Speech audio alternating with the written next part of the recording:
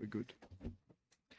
Welcome to the Ordinary Council meeting of Dubbo Regional Council.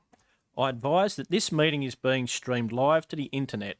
All those present should refrain from making any defamatory statements, and upon joining these online meetings, you accept the condition that your image may be recorded and streamed to the internet, as well as being retained in the archive of the recorded council meetings and standing committee meetings. I now open the November 2024 Ordinary Council meeting, the time being 5:31 p.m. Could I have Councillor Dickerson read the prayer, please? Thank you, Mr. Mayor. O God, grant that by knowledge of thy will, all we may resolve shall work together for good. We pray through Jesus Christ our Lord. Amen. And the acknowledgement of country from Councillor Wright. Thank you, Mr. Mayor. I'd like to acknowledge the traditional custodians of the land on which we meet today, the Wiradjuri people, and pay my respect to their elders past, present of the Wiradjuri Nation, and extend that respect to other Aboriginal peoples from other nations who are present with us here today. Thanks. Thank you. Item CCL 24/289, leave of absence. There are no apologies or leave of absence, so we'll move on to item CCL 24/290, conflicts of interest. Do any councillors have any conflicts they wish to declare? Councillor Chowdhury. Thank you, Mr. Mayor. I have a CCL 24/310, non-pecuniary less than significant. I was Oriscon committee member previously, but no longer part of that committee, but still I'm doing some volunteer work. But my opinion is I'm going to stay in the room is less than significant. Thank you. Thank you. Councillor Richardson. Thank you, Mr. Mayor. Item CCL 24/309. I believe that I have a non-pecuniary less than significant interest in that motion, as I am a small business owner, but I will stay in the room. Thank you. And Councillor Cowley.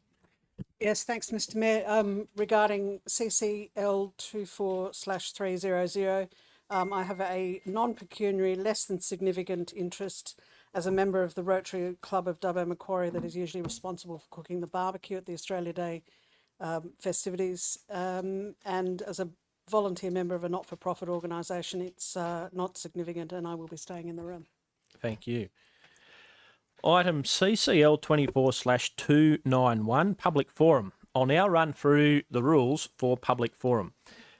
Speakers have 5 minutes to speak at maximum. When you come forward to speak, please state your name and the item on the agenda you are speaking to. When you have 30 seconds remaining, you'll hear a bell ring, and at 5 minutes, you'll hear the bell ring multiple times. The microphone will be turned off and you will conclude speaking. Registered speakers will be asked to speak first, followed by any other members of the gallery who wish to speak. Gallery members should refrain from making any disruptive behaviour, including clapping, jeering, and making any other noise, please. And please also remember not to have a go at staff or any of the paid employees of council. If you do that, you'll be asked to stop. I'll now call the following registered speakers. We've got Dr. Michael Ferris on CCL 24/306, consideration of health and wellbeing of workers. I asked Mr. Ferris, Dr. Ferris, to come up to the microphone for his 5 minutes. You'll have to turn it on the left hand. Oh, it's on. That's all right. It's on. Okay. Yep. Okay. Do I begin? Yep. I want to speak just briefly for 5 minutes about the motion is the motion to do with, I can't remember the exact number, but to do with health and relevance of the vaccines. I think, does that make it clear what I'm speaking about? Yep. So in the time I have, I just wanted to cover 5 aspects of the mRNA-based COVID vaccines, particularly what trials have or have not been done to establish their safety, what are the actual mechanisms of the vaccines, how they actually work, and what the mechanisms are that would possibly lead to adverse effects of those vaccines, what diseases and health conditions we've seen resulting from the use of the vaccines, how extensive that problem is in that how many people have been affected by it, and if I have time finally, how do the vaccines actually work? So what happens to a person who is exposed to the COVID virus, who has had the vaccine, what happens to a person who is exposed to the virus and hasn't had the vaccine. So I hope I'll have to speak quickly to try and get through those things. I may not succeed, but just as a brief introductory remark, people might say, well, why is the Shire Council even looking at this? A Shire Council is not a health organisation, it's not a medical practice. As you mentioned, I'm a doctor. I've been a doctor for 50 years this year and 30 years of that time in Dubbo. But some of the fundamental aspects of provision of health are clean water and sanitation. So if we're ensuring that garbage is removed, if we're ensuring that sewage is removed and dealt with, and that we're providing clean water to the population, those are some of the two fundamental basic aspects of the provision of healthcare. Then we go to other things like vaccination and the more detailed, more specialised areas of providing technological aspects of diagnosis and treatment and surgery. But those are the basic aspects of healthcare. So I would suggest that a Shire Council is in fact a health organisation, and the provision of health to the population is one of the first priorities of a Shire Council. So I think this is highly relevant. So first of all, just to we talk about the COVID vaccines, what steps were taken to ensure that they are actually safe and effective? So we know the pandemic began in late 2019, early 2020. The vaccines were already rumoured to be in existence, and some tests were begun quite early on in the year 2020. Those tests were completed after about 3 months, and some whistleblowers had come forward to say that they'd noticed already some alarming signals in the tests, that some people had been suffering ill effects. And the agencies were quick to respond to that. Their response was to fire those whistleblowers immediately. And we haven't really heard much from the whistleblowers since then. In fact, I don't think anyone's heard from them, which is a bit disturbing. But the other point is that to evaluate any medical procedure, including a vaccine, involves several stages. One has to establish that there is a theoretical basis for this substance working, which involves laboratory trials. One then has to carry out animal trials, subjecting animals to the procedure or the medication to see if any obvious danger signals emerge, and then preliminary human trials, and then prolonged human trials, because the human being is a very complex organism, and when you introduce any substance into that organism, it may take quite some time before we really know what effect that is going to have. And we don't have that answer in a few weeks or a few months or even in 1 or 2 years. And it's always been the practice with any new medical procedure to follow up long-term trials over a number of years with people who have received that treatment to see if any untoward effect arises. So it is quite impossible for anyone to say that an adequate trial of the safety of any medical agent or procedure has been conducted and a conclusion has been reached after 2 or 3 months is simply impossible, because no matter how much money, no matter how many millions of dollars you might spend on the trial, you cannot buy time, and you need time, 5 years or so, to know whether any untoward effects are arising. That cannot be done in 3 months. So it's impossible to say that any effective trials were done to establish the safety. So to get on to the next point, how do these vaccines work? Now, a vaccine in general is a Thank you, Dr. Ferris. That's the 5 minutes. It went very quickly. Thank you. The next speaker we have registered is Miss Hull on CSC 24/49, future of 74 Winjawarra Street, the Greens. And just before you start there, I'd just like to throw to the General CEO with a point. Yeah, just for people in the public forum, you're not under the Code of Meeting Practice, you're not to record things on mobile phones. So that's under 15.2.3. So it is live streamed. It does get recorded onto the web, so it's there for future reference, but you're not entitled to film on mobile phones in the council meeting. Just saw some people up the back there. Unless you're playing a game and you're playing it at a weird angle. I apologise if I got that wrong, but just to have that clear on the rules. Thank you, Miss Hull. Your 5 minutes will start when you begin, and there will be a bell at 4 minutes 30. Thanks. Hi, my name is Lakeisha Hull. I'm here to discuss the use of New South Wales rugby in the bowling greens. I'm a development officer for the New South Wales Positive Rugby Foundation. And a little bit about what we do first is we use charity and social impact arm of New South Wales Rugby, and we use a vision to see champion wellbeing through rugby. This is done through the health and wellbeing. We use rugby as the vehicle to address societal issues, opportunities and values, connecting the values, life skills and opportunities through rugby. Access and resources, high quality resources and programs for everyone. When I say everyone, that's the same resources and programs that city kids are going to get, we provide to the bush kids.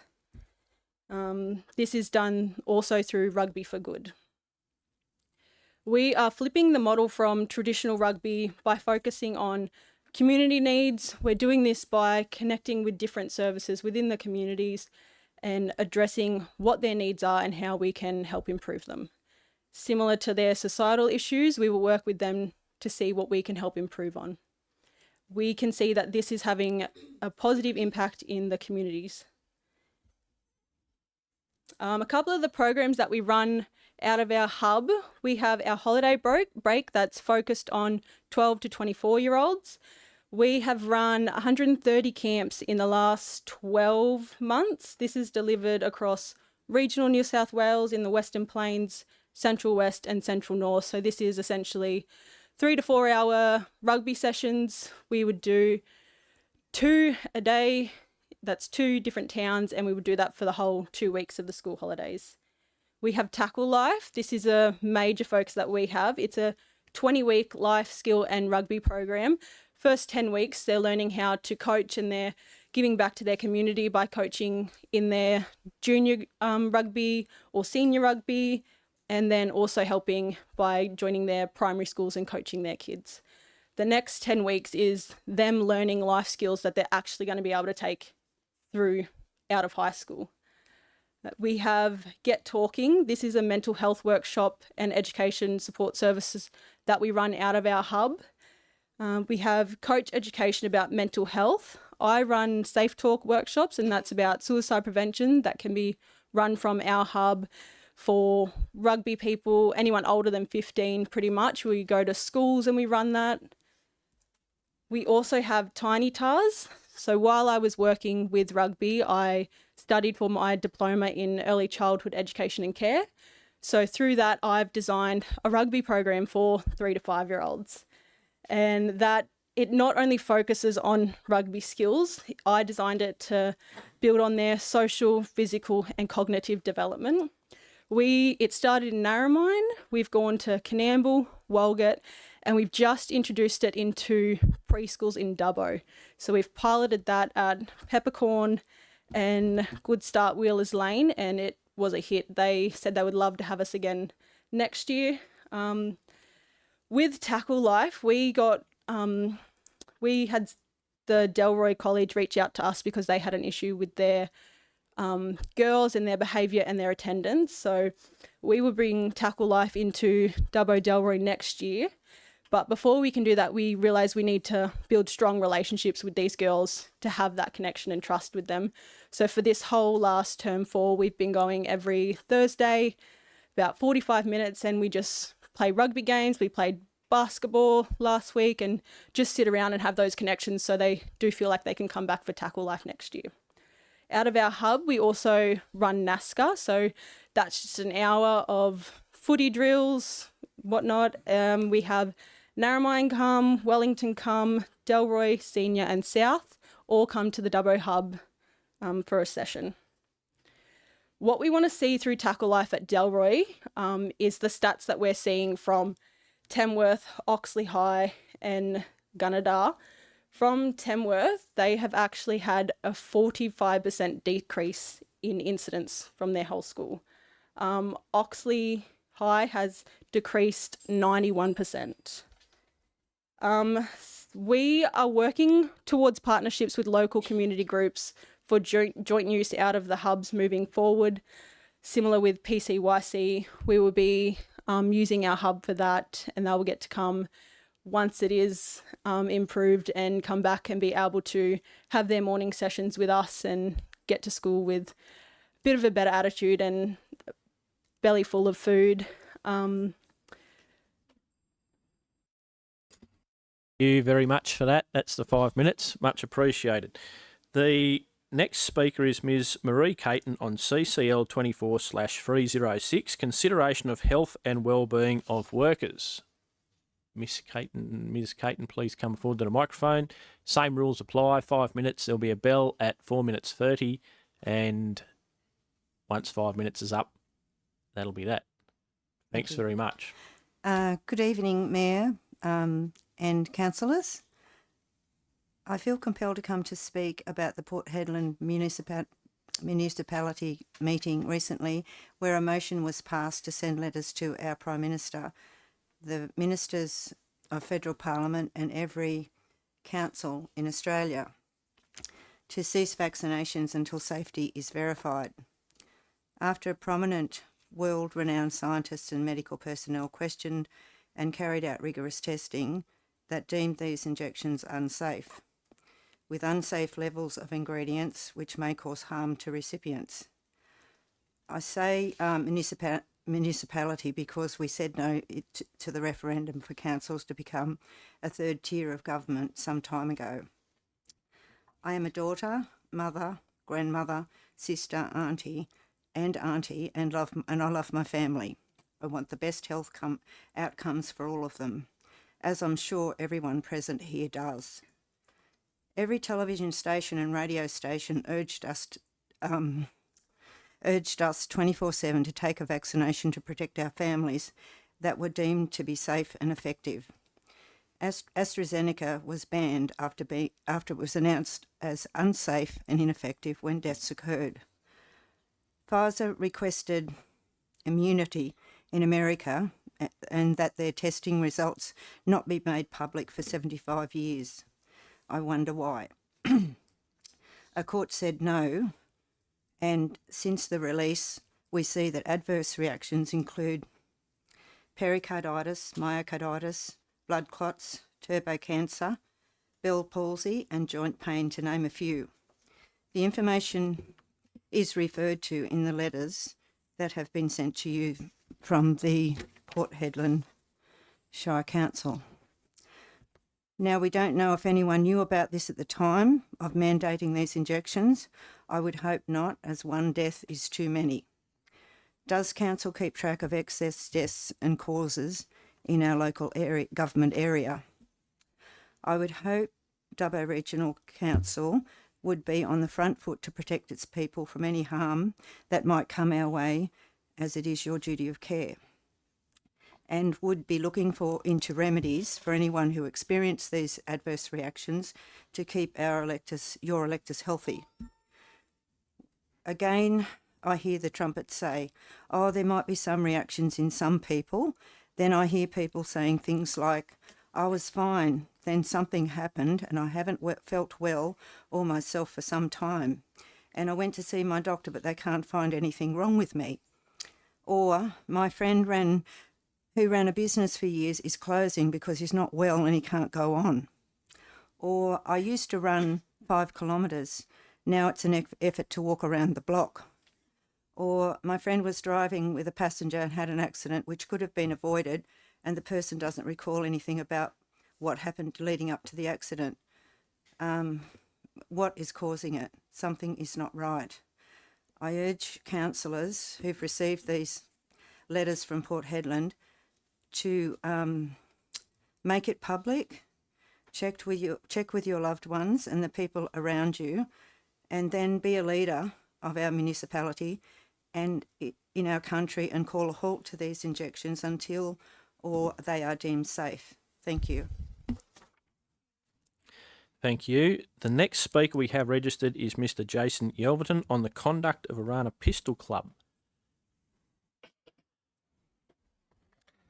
My name's Jason Yelverton. I'm here to speak on behalf of my parents, Ken and Gwen Yelverton, about the actions of the Arana Pistol Club and their lack of action and interest from the Dubbo Regional Council and the New South Wales Police Firearms Registry. In 1976, my parents bought a vacant block of land at 153R Obley Road. In 1984, the Arana Pistol Club formed and sought permission from adjoining landowners to set up a range on Crown land for a small boutique club that would shoot one Sunday per month with only small bore pistols such as .22.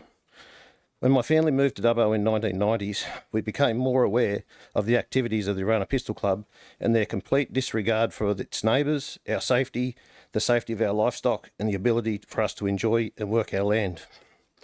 Over the years, we have been proactive and consulted with the club about some of our concerns and safety issues, but sadly, we have been met with what we would describe as arrogance, dismissiveness, intimidation, and at times we felt threatened.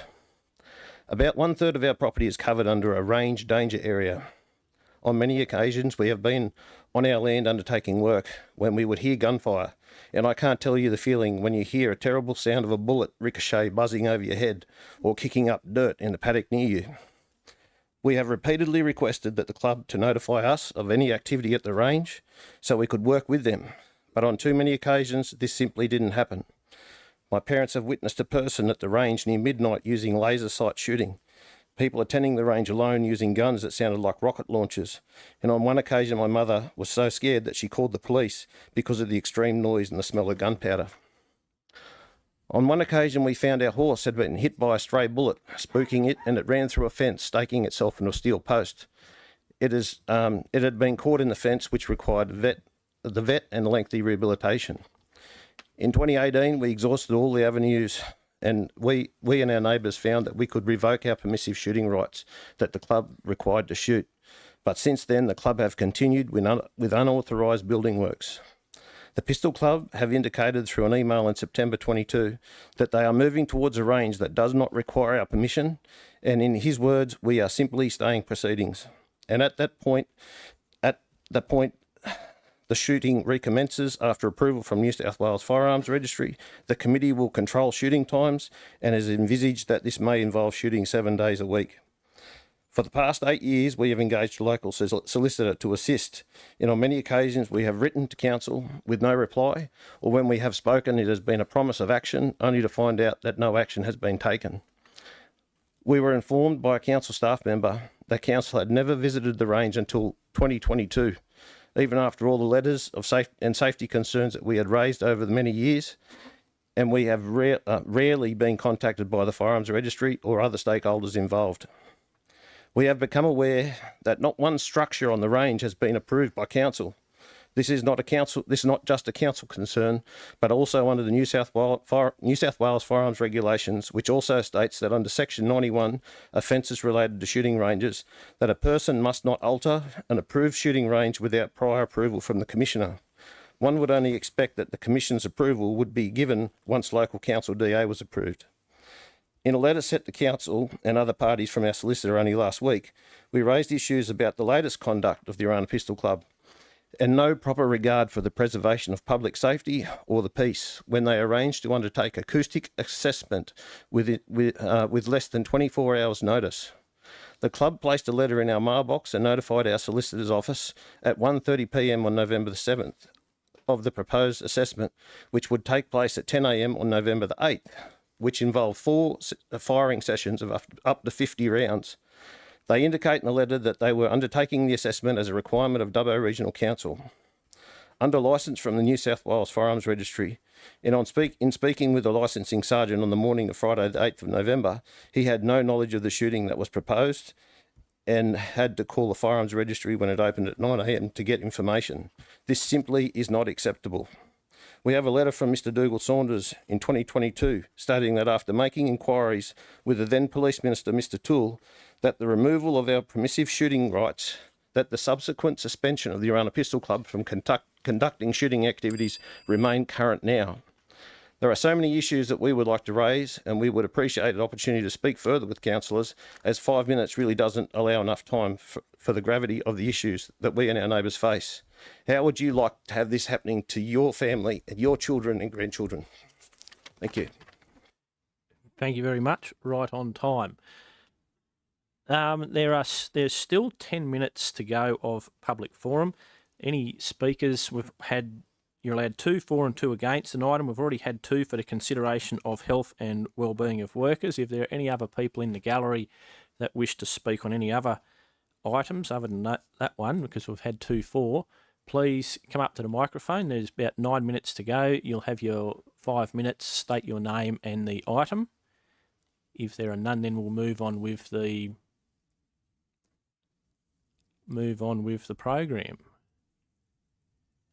Is that someone interested? Yep.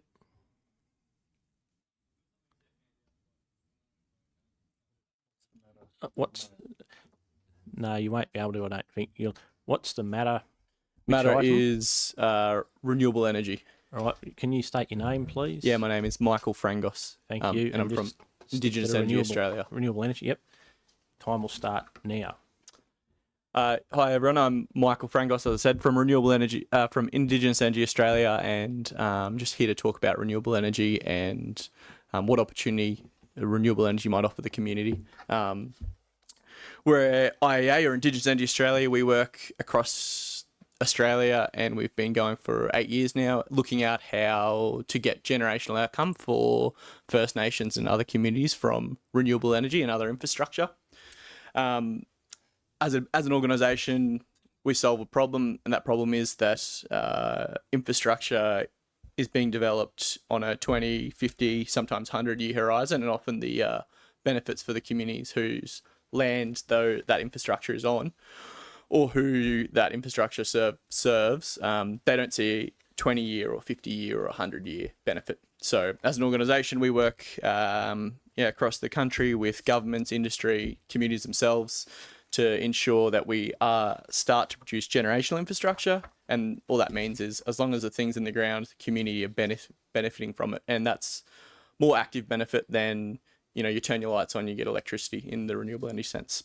As you know, this Dubbo's in the middle of the Central West Arana renewable energy zone. And we've been working since 2020, 2021 with particularly First Nations Aboriginal community around in that renewable energy zone, and looking at what the long-term outcome is, and what might be effective strategies, organising as community to work with external energy interests such as developers to get long-term outcome. And what I mean by long-term outcome is really the big picture. So what keeps you up at night, and when you get back to sleep, what you dream of, particularly for your kids and your grandkids. So health, culture, not just jobs and not just economics, but health, culture, to make sure you got free time, you can go and have, a barbecue at grandma's and granddad's and get the family together on a Sunday arvo, that type of thing.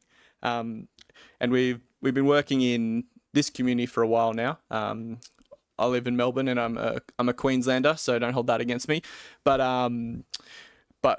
as an organisation, we're working with community, First Nations community as well as non-Indigenous community, to try to organise and start talking to developers and Energy Co and other energy interests to really get a plan together and a bit more of a strategy, because our view is that it is a bit discombobulated and uncoordinated, and there is a necessity to really quantify what the priorities for this community are and how energy links into that, and then coordinate energy interests around saying, look, we want to get a health outcome out of energy. Here's some ideas on how you get health come out of energy, and come and work with us as a community, rather there being fragmented approach that sometimes can aggravate community divides, etc. So unite with opportunity rather than divide opportunity. But as I said, we've got an obligation as an organisation working in your patch to come and introduce ourselves. So that's what I'm doing here, and really interested in working with all of you further to look at how we can get that generational opportunity. And it's a huge, they call it the third industrial revolution. So there's a really big opportunity there to get great benefit. And we've been talking to many of you for the past few years. So Peter and Dawn from Ready, we've spoken to already, and much of the First Nations community out at Wello. But just coming here to introduce ourselves and let you know what we're doing, and we're really keen to work with your community to get that outcome. Thank you very much for that. Very informative. There's enough time left for one speaker on any matter. If not, we'll go on with the program. One more. Same rules, just state your name and the item, and the time will start. Thank you so much. Yiridu Marang, Yamandu Marang. Hello, councillors, council staff, community members.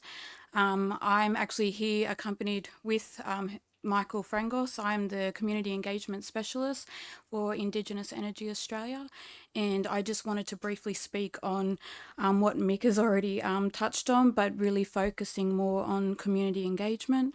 As we stand on a brink of clean energy revolution, it's imperative that we acknowledge and incorporate the voices of those who have stewarded this land for countless generations, the Aboriginal communities. Their deep connection to the land and understanding of sustainable practices provide invaluable insights into developing energy solutions that are not only environmentally sound, but also culturally respectful. Community engagement is not just a tick a box. It's the foundation upon which successful and sustainable projects are built. It ensures that renewable energy initiatives are aligned with the needs and values and aspirations of the local communities by actively involving Aboriginal people in the decision-making process. We honour their rights and knowledge, fostering a sense of ownership and empowerment. However, for true engagement, we must move beyond mere participation to community-led initiatives. This means that Aboriginal people and communities have a leading role in shaping the projects that affect their land and lives. By doing so, we ensure that these initiatives are not only accepted but embraced, leading to a more successful and lasting outcomes. Capacity building is another crucial element. By investing in education, training and resources, we empower communities to take the reins of renewable energy projects. This not only creates job opportunities, but also builds a skilled workforce that can drive the industry forward. It's about equipping communities with the tools they need to thrive in a sustainable future. Lastly, we must think in terms of generational outcomes. Renewable energy projects should not only be seen as short-term solutions, but as long-term investments in the community's future. By focusing on intergenerational benefits, we ensure that the positive impacts of these projects are felt by today's children and their children's children, and we must equip them for the legacy that we are all trying to build. In conclusion, by embracing community engagement, capacity building and generational thinking, we can create renewable energy projects that are not only environmentally sustainable, but also socially equitable. Let us work together to ensure that Aboriginal communities are not just participants, but leaders in this agency transition, paving the way for a future that honours both the land and its people. Mandangul, thank you. Thank you very much for that, Ms. Moore. That concludes the public forum section. We now move on to item CCL 24/292, confirmation of minutes. The first item of business is confirmation of minutes of the proceedings of the ordinary council meeting held on 24 October 2024 and the extraordinary council meeting held on 5 November 2024. Do I have someone to move a motion? Councillor Chowdhury, seconded by Councillor Butler. Councillor Chowdhury, did you wish to speak to that at all? No, all good, Mr. Mayor. Thank you. Any further debate, councillors? There being none, I'll now put the motion. Electronic voting is now open. Please cast your vote on the motion.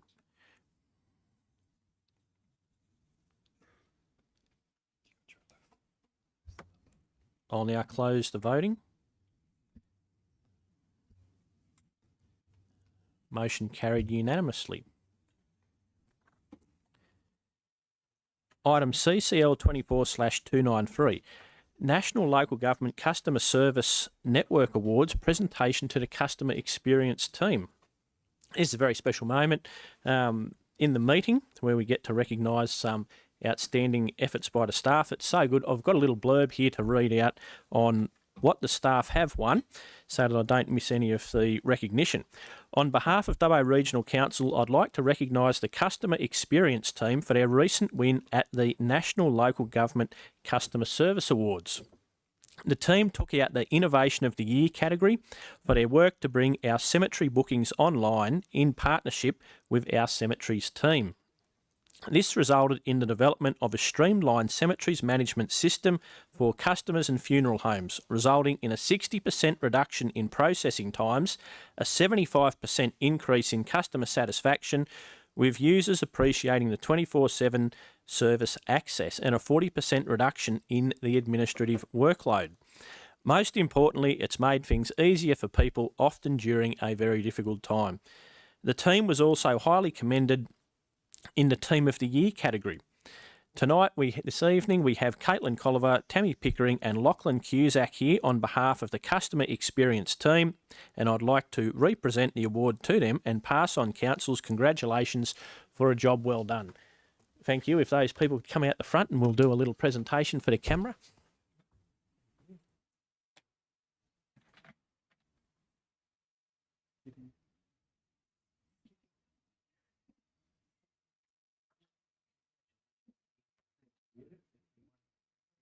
Hold it up for the phone.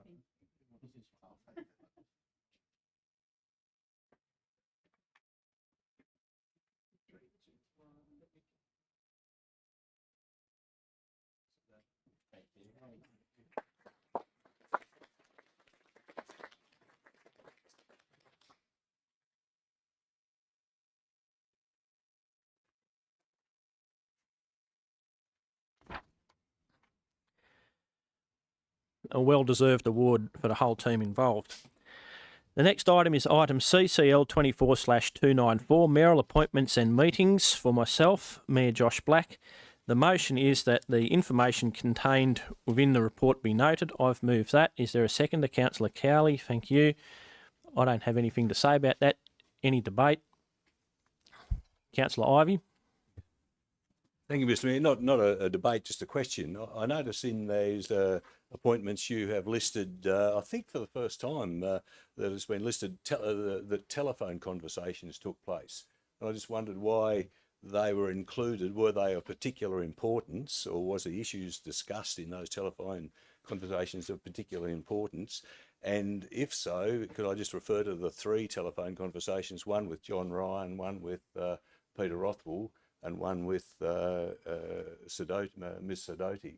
Could you just explain why, were they important, and what, if so, what was the nature of those telephone conversations? Thank you for that contribution. Yes, well, it's a meeting. It wasn't a face-to-face meeting.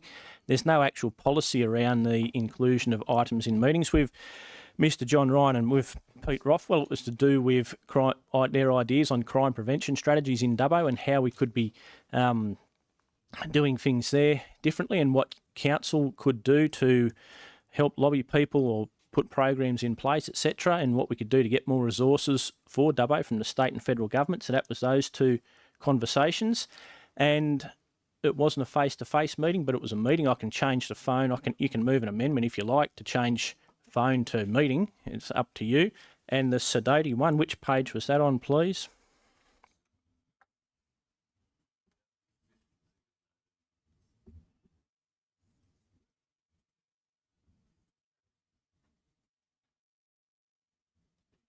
Tuesday. Page 36. Yeah, I've got it. I'll have to take that one on notice and check my notes. Yeah, I'll take that one on notice and check my notes and get back to you, Councillor Ivey. Any further debate? Councillor Wright. Thanks, Mr. Mayor. It was just a question as well. There was one on the Tuesday, the 29th of October, with a gentleman by the name of Leon Hachidi. I googled that name. I could find a gentleman hooked up in aged care, aged living or something. I wonder if you could tell us a little bit about that one. That's him. He was in town and he values nursing homes and aged care, private hospitals, those sort of things. So I just got a bit of an update from him while he was in town on what the market is in Dubbo. Do we need more? Do we need less? How are things going there? It's very informative. There's quite a lot going on in the whole aged care, private nursing home and hospital sector. So yeah, big growth area. I'll put that then, councillors. I'll open the voting. Please cast your votes electronically.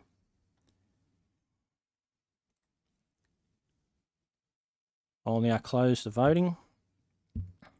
Motion carried unanimously. The next item is CCL 24/295, Mayoral expenses for October 2024. I'll move the motion that the information contained within the report be noted. Do I have a seconder? Councillor Cowley, thank you. I won't speak to that. Any debate, councillors? There being none, I'll open the voting on that. Please cast your vote.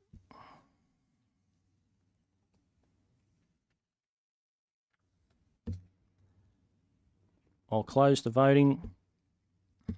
Motion carried unanimously.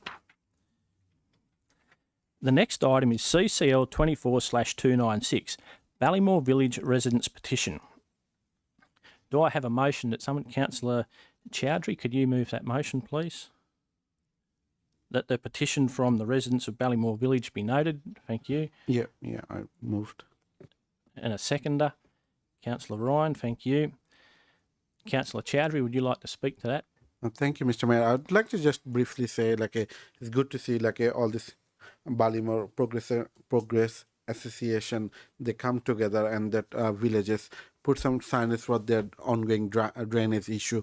Through you, Mr. Mayor, if I can get some update from the staff, I believe last year or sometimes that flood study done, and where that up to, and how are you gonna take that action for this drainage issue? Thank you. Thank you. To the CEO. Mr. Ryan. To Mr. Ryan. Thank you, Councillor Chowdhury, and through you, Mr. Chair. Yes, you're right. Back in it was August this year that Council adopted the flood study, and that's a process that we go through the floodplain management program. There are a number of steps that we do take. So there's data collection, the flood study, and then we move on to the flood risk management study and plan. And that's the section that we're up to at the moment. And that identifies, so basically with the flood study, I'll just jump back a bit, that defines the extent and depths of flooding within the catchment. And the flood risk management study then goes into the detail of how can we actually mitigate that. It looks at all different options that could be like infrastructure such as levies, maybe rezoning to exclude development in high hazard areas, and you can have voluntary purchase programs, all sorts of stuff that come out of that. That's not preempting anything, of course. We're expecting to get the flood risk management study, I'm going to say late January, early February. Our staff will then have a look at that and then prepare a report that will go to council to put that out to public exhibition. So there will certainly be opportunity for anyone in the community, but particularly Ballymore residents, to comment on that. This one's been a little bit different in terms of our traditional type flood studies because we've actually included local drainage in that because we were aware of issues prior to releasing this as a contract. So there will be some localised options in that study, which we will explore, of course. But yeah, I would anticipate in terms of getting that out to the public, where we would be looking around the April-May timeframe next year. Thank you, Mr. Ryan. Any further debate, councillors? No. I'll now open the electronic voting. Please cast your vote. I'll now close the voting. Motion carried unanimously. The next item is item CCL 24/297, report of the Audit Risk and Improvement Committee meeting 21 October 2024. Do I have a motion? Councillor Toynton, are you going to move that? The motion being that the report of the Audit Risk and Improvement Committee meeting held on 21 October 2024 be noted. You move that. Councillor Toynton, do we have a seconder?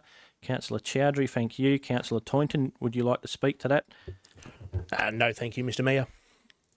Any further debate, councillors? There being none, I'll now put the motion. The electronic voting is open.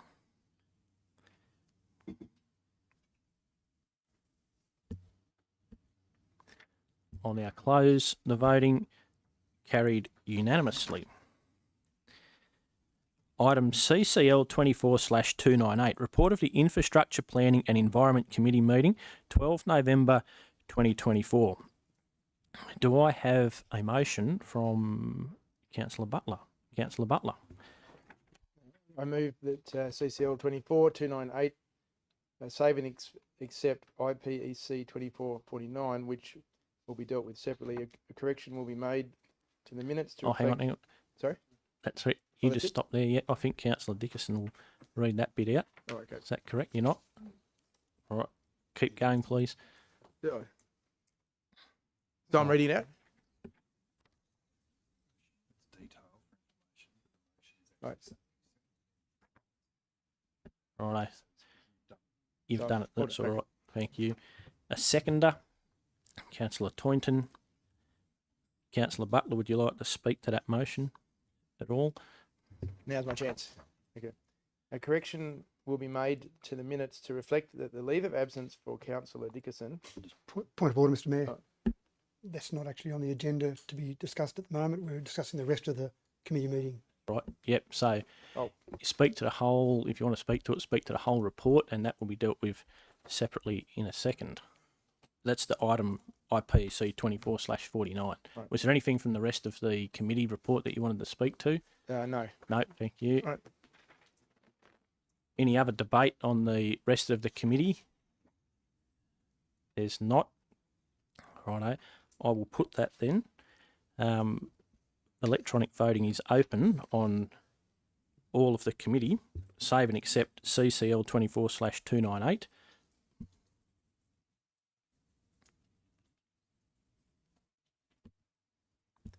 I'll now close the voting. All of that is carried unanimously.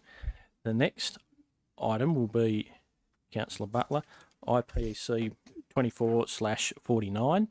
Would you like to move that and then read out the correction? All right. Hang on. Just turn your mic. Yep. Thank you. So, IPEC 24/49. Yep. And then the a correction. will be made to the minutes to reflect that the leave of absence for Councillor Dickerson, which was not for personal reasons, Councillor Dickerson was absent as he was performing civic duties representing council. Thank you. A seconder for that, Councillor Dickerson. The mover, Councillor Butler, would you like to speak to that at all? No, thank you, Mr Mayor. Thank you. Any debate on that, councillors? There being none, I'll open the electronic voting. Please cast your vote.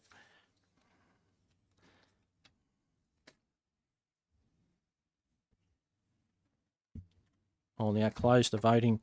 Carried unanimously.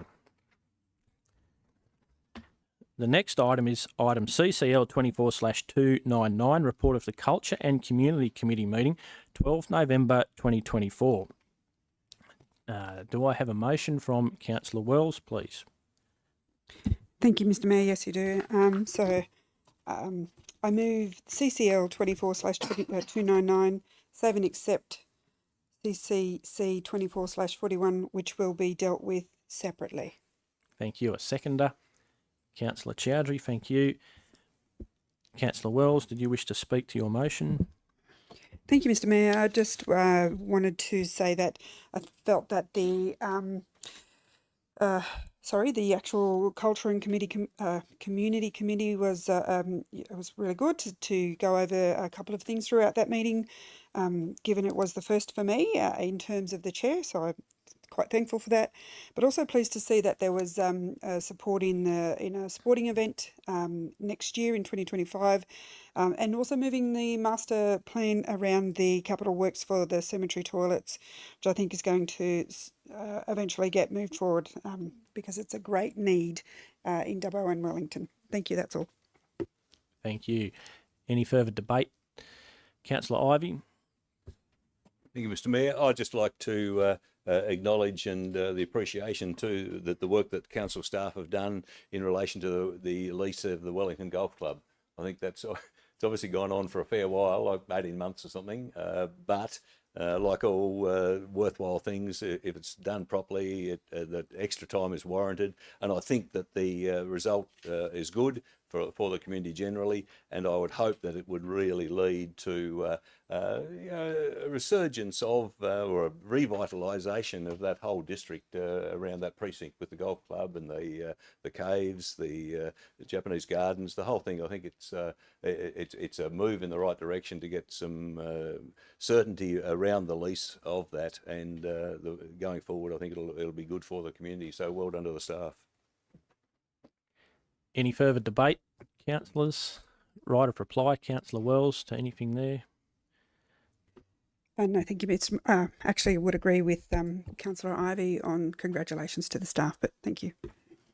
Thank you. I'll now open the voting electronically.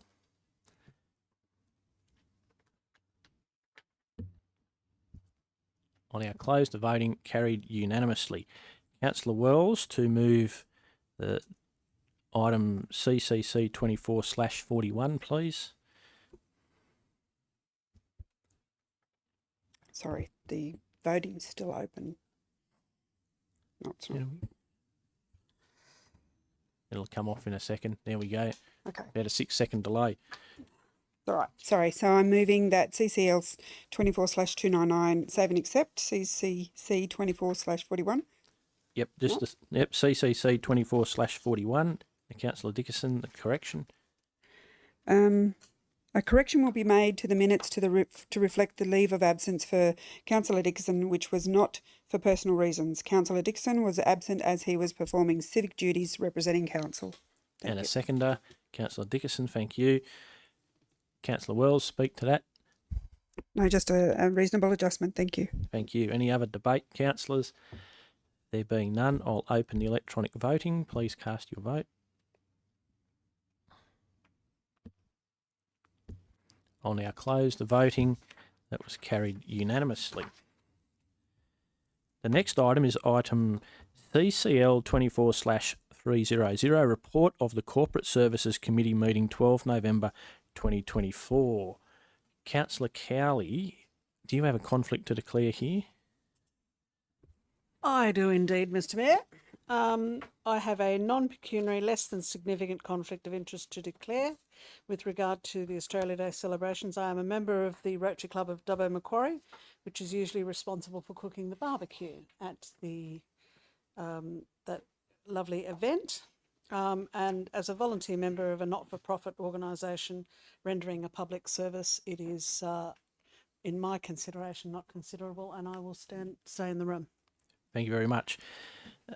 Councillor Richardson, do you have a motion to move for this item? Thank you, Mr. Mayor. I move CCL 24/300 save and accept CSC 24/43 and CSC 24/48, which will be dealt with separately. Thank you. A seconder, Councillor Wells, thank you. Councillor Richardson, would you like to speak to that motion? No, thank you. Thank you. Any debate, councillors? There being none, we'll put that. I've now opened the electronic voting.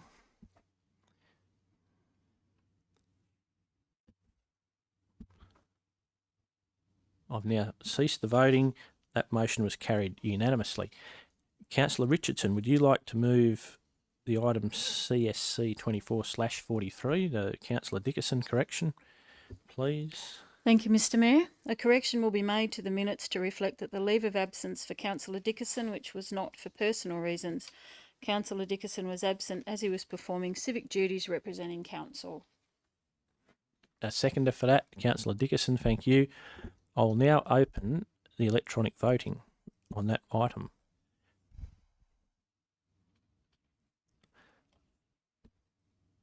I'll now close the voting. That was carried unanimously. We now have another part to move, CSC 24/48. Councillor Dickinson, were you going to move that part? Councillor Richardson. Thank you, Mr. Mayor. I move CSC 24/48 Dubbo Australia Day 2025 change of location. Thank you. A seconder for that, Councillor Chowdhury. Thank you. Councillor Richardson, would you like to speak to that motion at all? I would, thank you, Mr. Mayor. I just believe that a change of location for Australia Day events next year would be more in keeping with trying to keep community together, trying to have us all together in the same place and enjoying the day. Further debate, Councillor Dickinson. Thank you, Mr. Mayor. Unfortunately, I was away 2 weeks ago when this was discussed, and Mr. Greenwood came along and presented to the committee at that particular time and spoke about the reasons why I want to move it inside. And I did take the opportunity to ring Mr Greenwood and talk to him. So I understand the reasons the Australia Day Committee recommended it move inside, and also spoke to our staff in relation to moving it inside. And I did go out and speak to the community. I put some comments on Facebook and invited some people to give me some feedback there, and I just spoke to people that have been involved in previous award winning, for example, and just general community. And the community feedback certainly was that it's getting hotter without a doubt. And I did some comparison of temperatures back to 2000 compared to 2024 when we had Australia this year. There's no doubt it has gotten hotter over the years, but we've also moved it earlier. Back in 20 odd years ago, it was probably 10 a.m. that we were holding the ceremony. We've moved that forward to 8 a.m. to start that, to beat the heat. And one of the things that I feel about Australia Day is that we've got a beautiful Victoria Park across the road. Our staff do an absolutely wonderful job making that park look absolutely magnificent. And it is fantastic when we utilise that park to have various ceremonies there, whether it be ceremonies that are held around the cenotaph, ceremonies that are held like Australia Day. And our staff have done a wonderful job over the years in working out the best spot to hold ceremonies at certain times of the morning to take advantage of the shade from the large trees and make sure they're shady at the time of the day that we hold those ceremonies. It is warm, there's no doubt about that, but we do live in Australia, and Australia Day in January, on the 26th of January, is going to be warm. Moving it indoors is certainly more comfortable, but I feel it loses a bit of the Aussie character. Having people outside, we've already heard Councillor Cowley talk about cooking barbecues outside, having that outside spirit, that outside flavour of an Australia Day event. I looked at some photos from previous events and we see people there with various face paint on in Australian colours. They've got great big hats on. They're wearing Aussie clobber. And I think that's part of being Australian on Australia Day. People don't hang around for a long time afterwards. Now, is that because of the heat or because they've got their family to go and enjoy the rest of the day with? I'm not sure. And maybe that was part of the reason the Australia Day Committee put this forward, to see if we could hold people for longer. But I think it's okay to come out on the morning of Australia Day, enjoy Australia Day, enjoy some of the wonderful award winners we have on the day, and then go off about their day and enjoy it with their family, with their friends in other particular ways. I'd still prefer to see Australia Day here in Dubbo outdoors. We haven't discussed moving the Wellington ceremony, which was held the night before, indoors. It's still being held outdoors, 6:30 p.m. It's still pretty warm at that time. So I would love to see Australia Day here in Dubbo remain outdoors as it has been for many decades. Thank you, Mr Mayor. Thank you. Any further debate, councillors? Councillor Ivey. Thank you, Mr Mayor. Look, when this came up for discussion at the committee meeting, I voted in favour of moving it indoors. And I think that, as I understood it there was a push to have that happen amongst the community. I think Councillor Wright made the comment that really, okay, let's do it for a year or two, see what's happened. We can always reverse it in 2 years' time. And so therefore I'd probably still stick with the move to put it indoors. Having said that, though, I must admit, I think if we were talking about Wellington, if it had been Wellington, I would have voted to keep it outdoors. So, so I am a little bit conflicted with that. But look, there was a push to move it indoors. Let's run it for a year or two and then review the situation. I think that's probably the best compromise. Councillor Cowley, further debate? Just very quickly, I note Councillor Ivey's parochialism there, but we are talking about Dubbo, and I too went away and spoke with some more people after this motion, and whilst I understand that there is a certain ambience in the park and it is a beautiful park, and I would certainly like to continue to see the activities that we use the park for, I think there's a great deal of merit in moving it inside, particularly because the community seems to have asked for it. And if the community asks, we should deliver, and we should at least trial it for at least the next year, see how we go. The park's not going anywhere. We can always go back to the park. Any further debate, councillors? All right. The right of reply to Councillor Richardson, if required. No, thank you, Mr Mayor. Thank you. Councillors, I will open the voting on that item. Please cast your votes.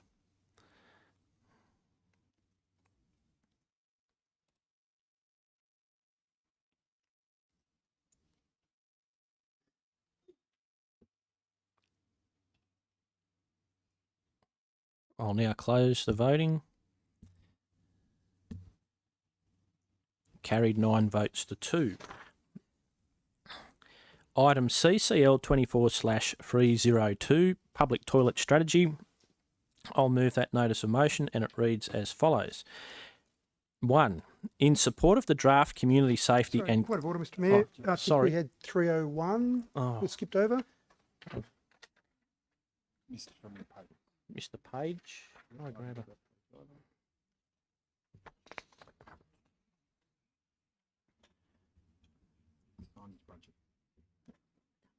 Thanks. Item CCL 24/301, the signage budget. From the dummy minutes, but I'll make it work from here. I'll move my notice of motion, which reads that the $100,000 per year budget allocated for signage in years 2, 3 and 4 of the 2024-2025 budget be reallocated to the urban heavy patching budget for those years as part of the 2025-2026 budget process. I'll move that. Can I get a seconder, please? Councillor Toynton. I'll just say very briefly that the whole idea previously of that signage budget to update signs that had Wellington Shire Council or Dubbo City Council still on them really didn't sit very well with me when the most complaints are about the roads that we get. $100,000 a year would be an extra 20% in that urban heavy patching budget. And I don't get any complaints about people saying, oh, that sign still says Wellington Shire Council or Dubbo City Council. So that's where I'm approaching this from. I think that it'll be a much better use of our money for the community into actually fixing the roads that they drive on every day rather than signs that say an incorrect council still. Thank you. I'll leave that at that. Any further debate, councillors? Councillor Ivey. Mr Mayor, not surprisingly, I'll speak against the motion since I think this is actually the third attempt you've had at to have that change made. Look, again, the arguments have been put forward before. It's not just a matter of updating some old signs. As we said in the original sign audit, there were signs which were wrong, which needed replacing. This motion would stop that happening. It would stop the removal of signs which had incorrect information on them or was outdated information, and that I think would be very remiss of this council to facilitate that, to allow that to happen. Look, yes, you can patch some potholes, but look, we are a professional organisation. We are selling our community to not just the local residents, we're selling our community to visitors, we're selling it to people from overseas. Let's at least get the basics right. Let's show them that we are professional, that we do care about making the basic things correct, on the basis that if we can't get the basic things correct, what hope have we got about doing the bigger things? It gives a sign to have signs that are, it gives the indication to have signs that are 8 years old and wrong, that what sort of an unprofessional organisation are we? Let's work through and at least get the public information out there correct. Thank you. Councillor Chowdhury.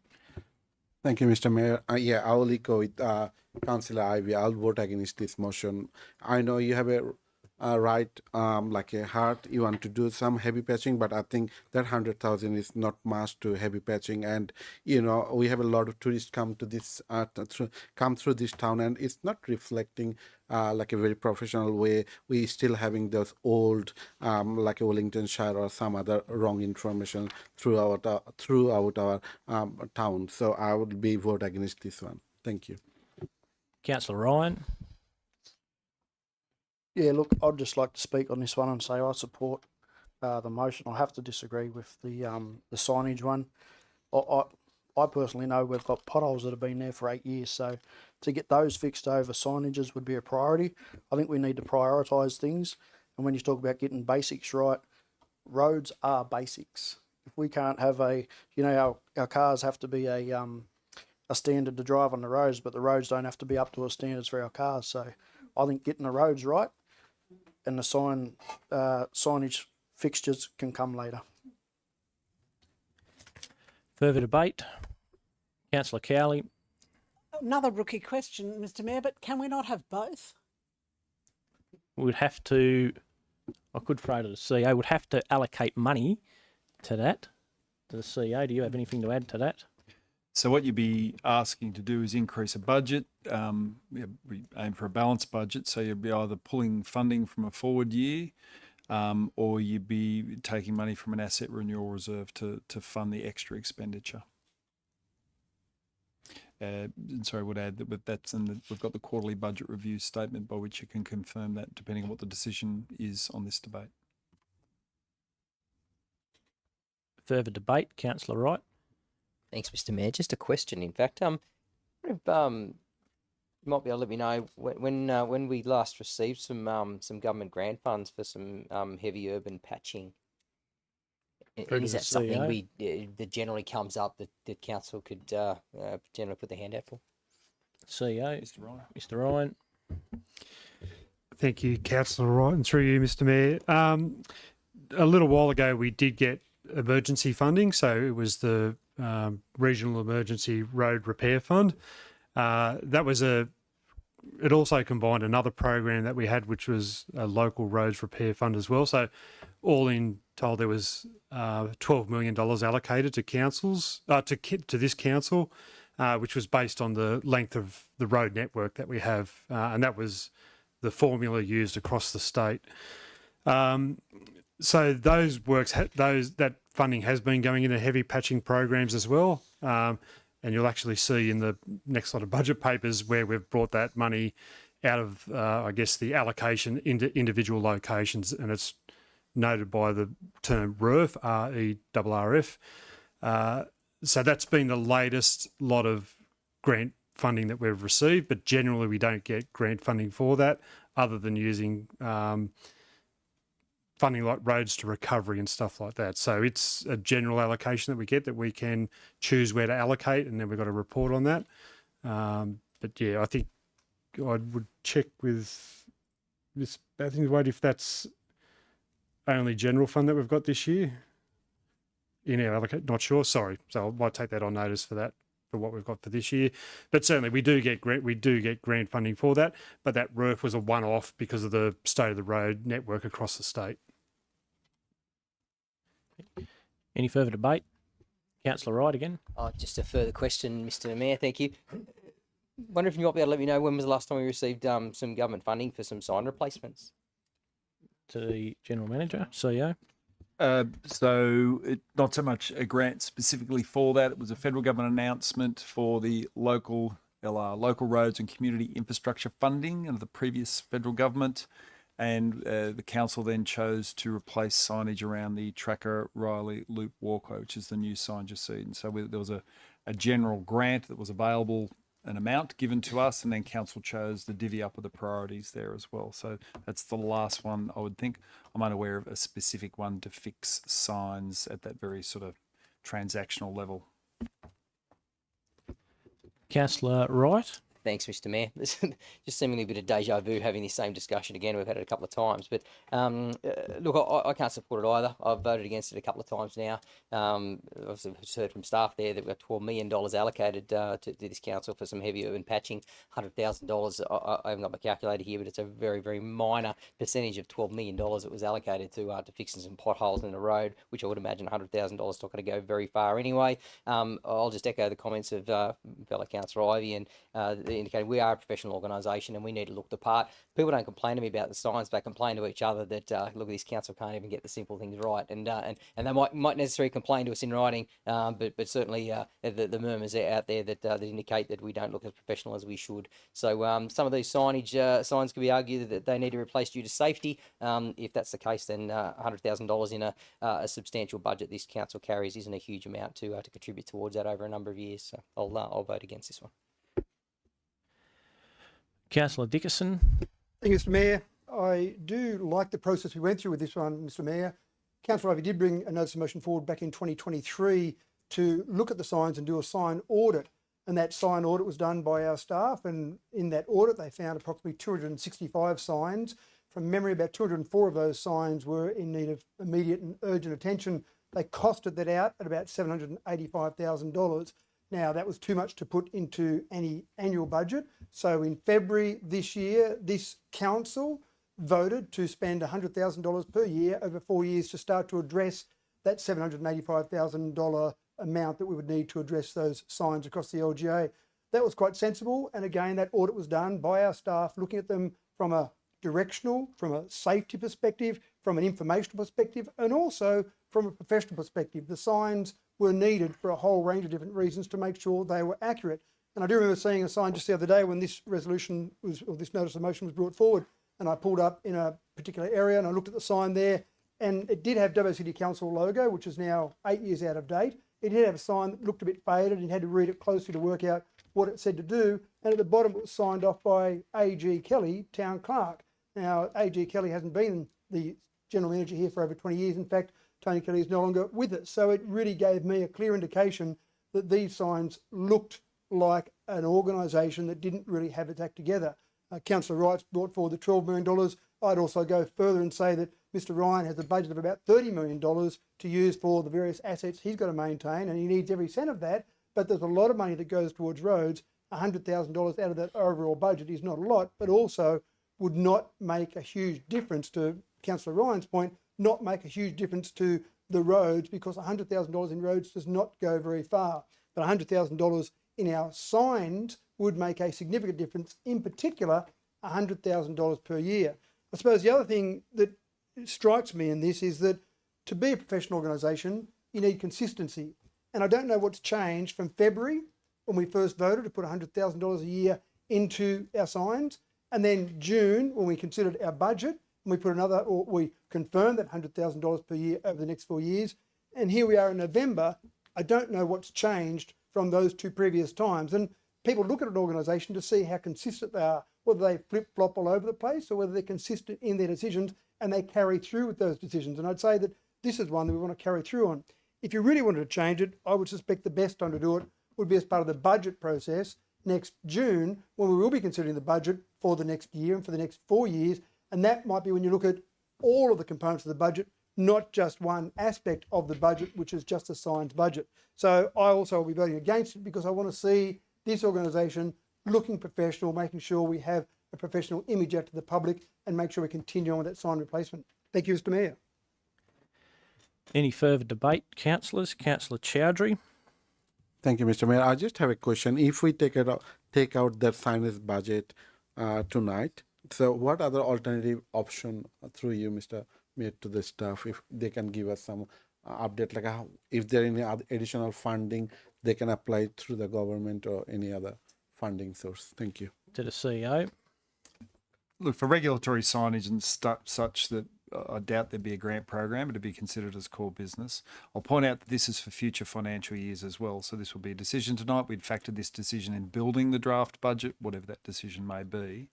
But beyond that, it'd be something whether we do it as they fail and we replace signs by attrition as opposed to a more programmatic approach. I'd suggest that would be the outcome. Any further debate? There being none, I'll make my right of reply. Visitors to Dubbo and Wellington and the LGA likely to hit 5 potholes and wreck their car before they see a sign that says A.G. Kelly, which they would not know is no longer the town clerk / general manager. One of the most basics is the roads. People complain all the time about the roads, like I said, not that there's a sign that still says A.G. Kelly. So if we want people to go away and say, oh, Dubbo, I came down and wrecked my car, then just let's get the roads fixed. The most basic of basic things. Everyone has to move around, whether it's on a bike, walking, or in a car or bus or something like that. And the actual heavy patching budget is about $500,000. So $100,000 extra, that's just where they can spend it anywhere, not that's sort of allocated to specific projects. So that would be a 20% increase in that. As for what's changed, well, we can change at any time. That's the great thing about democracy, is that we can say, well, we'll have a vote on that. I encourage this council to actually say, well, this is going to impact us and how we are seen by the public.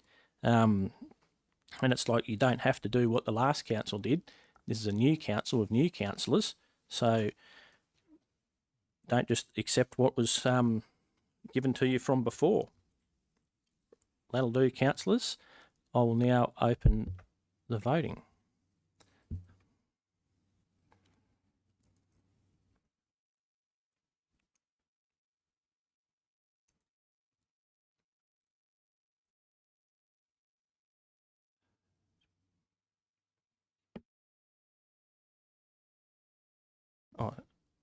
I will now close the voting.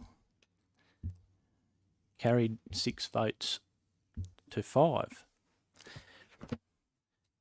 The next item is item CCL 24/302, Public Toilet Strategy. I'll now move my notice of motion, which says 1. In support of the draft Community Safety and Crime Prevention Plan, Dubbo Regional Council develop a public toilet strategy focusing on the provision of accessible, sustainable, safe and clean the provision of an accessible, safe, sustainable and clean public toilet network that meets the current and future needs of the community. 2. That, to reduce the cost of developing a policy or strategy, the CEO or nominee approach other councils that have an adopted public toilet policy or strategy and ask to be allowed to use parts of their documents as a template for the Dubbo policy or strategy.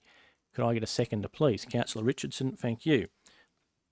I'll just very briefly, we've got at least 5 public toilets in the pipeline for the next couple of years, the 4 years in the budget. It's important that we get these right, that we don't have expensive mistakes of putting toilets in the wrong place, of missing places where there should be toilets, or doing them in the wrong style, or over-toileting or under-toileting certain areas. This is a way that feeds into our Community Safety and Crime Prevention Plan as well, with the community safety by environmental design, so that we make sure that we get the design right, that we're spending ratepayers' money in the best possible way and doing it so that everyone, when they're out there getting around in the community, can have safe access to public toilets. We know that there's often not enough public toilets where people are, but this is a way that we can have an actual plan, formulate a strategy to toilet areas correctly into the future, so that we get it right the first time and we don't waste ratepayer money. Any further debate, councillors? Councillor Ivey. Thank you, Mr. Mayor. Again, I'll speak against this motion. Again, it's been raised before. The issues have been canvassed and I thought decided upon, but now we're revisiting it. The only thing that I can see has happened in the meantime is that the New South Wales government have called for an inquiry into development of a public toilet policy. And they're requesting submissions into that, while the state government develops a policy. Why on earth are we now, before they complete that survey and that development of that policy, why on earth are we embarking on a mechanism to do that? Why not wait and see what that comes out with the from that state government inquiry, and then make an informed decision at that point? As for saying we need it for safety measures, I'm not aware of any safety issue that has been taken place in a public toilet. I hear Mr. Mayor comment on that the location and the various aspects like that. We need to make good decisions for that, yes. But I can't see that, I don't know, I might be wrong, but I don't know of any incidents of public safety that have been occasioned by a design of a toilet. So I just don't see that at this stage it's necessary. Let's wait for the state government's inquiry and see what comes out of that. Thank you. Further debate? Councillor Dickerson. I've just got 3 questions first. I'm going to take one at a time if you like, Mr. Mayor. The first one is directly for you, and I did send an email to you during the week. The thing that concerns me a little bit about this is that it talks about asking the CEO to approach other councils that have adopted public toilet policy. And so I did ask you via email if you could tell me some of those other councils that have that policy, because I wouldn't like to have our CEO go out and take information from other councils without knowing what those other policies contain. There might be things that are not relevant for us. There might be things that are quite ridiculous. Who knows what they contain? So I'm very interested to know what other councils might have a public toilet policy. And obviously the critical part here is what might be in that. So that's question one to you, please, Mr. Mayor. As Councillor Ivey said, we've gone over this previously. I've previously given answers in this debate about which councils have public toilet policies in New South Wales. Other states have that as a mandatory requirement. I've given examples previously. Didn't think there was a need to give you those again. I could have directed you back to the video and you could have watched that. As for the sections of the policies, obviously it would be relevant sections of other councils' policies and strategies. Obviously, I wouldn't expect the CEO or nominee or the staff to use parts of strategies that have no application to Dubbo whatsoever. That would be, quite frankly, not up to scratch, and I have full faith in our staff that they wouldn't do that. Thank you. So in all fairness, Mr. Mayor, you just mentioned the fact that we've got a new council. So there's some new councillors here who might not have been aware of some of those previous debates in those previous councils. So I'd certainly be interested on their behalf to know some of the other councils that have got these policies and what they contain, given the fact that it's part of the notice of motion you put forward. Would you really? Look, we know that Sydney City Council, I've said, I'm pretty sure that Albury had one from memory. You'll just have to go back and watch the tape, Councillor Dickerson. If this is going to be which councils have these strategies, if that's going to be the make or break, I don't think that's the point of this whatsoever. Well, I've got two more questions, and the fact that you've mentioned it in the motion is why I bring that up, Mr. Mayor. The second question is, I'd like to know whether the toilets that we've constructed over the last decade have conformed to all of the regulatory requirements, all of the conditions, all of the things that the state government has as part of an approval process. Have our toilets conform to all of those regulatory processes? As part of something that looks at where toilets, this is bigger than that, this is about where toilets are located and the supply and the provision of toilets, but I'll pass to the CEO. As far as I'm aware, at the time a building is developed, they fit the code at the time. The codes shift and change, but when we build them to the current standard at that time. Thank you, Mr. CEO. And the third question before I enter the debate is, I'd like to follow up from Councillor Ivey's point about incidents. Are we aware of any incidents that have occurred in toilets in particular that have been incidents that are untoward, that are incidents that are not good for the community? Are we aware of the safety of our toilets by their structure creating some particular incidents that we really need to make sure we approach with any new policy? I'm not aware of that. Thank you very much. Okay, thank you, Mr. Mayor. So we've got a couple of things, and it's interesting that Councillor Ivey brings that up, the fact that there is an inquiry. I think it was about the middle of August, there was an inquiry launched into public toilets by the state government. And obviously you're well aware of that because of the 7 members of the state government that sit on that. One of those members is the Honourable Stephen Lawrence MLC, and of course you work for State Parliament and are assigned to the office of Stephen Lawrence, so you would be well and truly aware that he sits on that. We're taking submissions, or they're taking submissions until the 2nd of December. They've invited Dubbo Regional Council to put a submission in, and we will be putting a submission into that particular inquiry as part of that process. So I think it would be very early for us to go out and to try and create a policy, to try and ask other councils about their policy, go forward to the policy, and then the state government comes forward with their outcomes from their inquiry, and we realise that we've now got to go back and change that policy. So if you did anything with toilets, surely the first thing you do is you do nothing at the moment while the inquiry is going. It's not as if the inquiry is going to happen at some time in the future. Right now, it's running. Right now, they're taking submissions. So we should wait at the very minimum for that inquiry to finish to then see what the requirements are. We've talked about financial processes in place at the moment. When we look at our quarterly budget review, there's another $6 million that's been taken away from. So we are looking at a council that's trying to do everything we can to be financially prudent.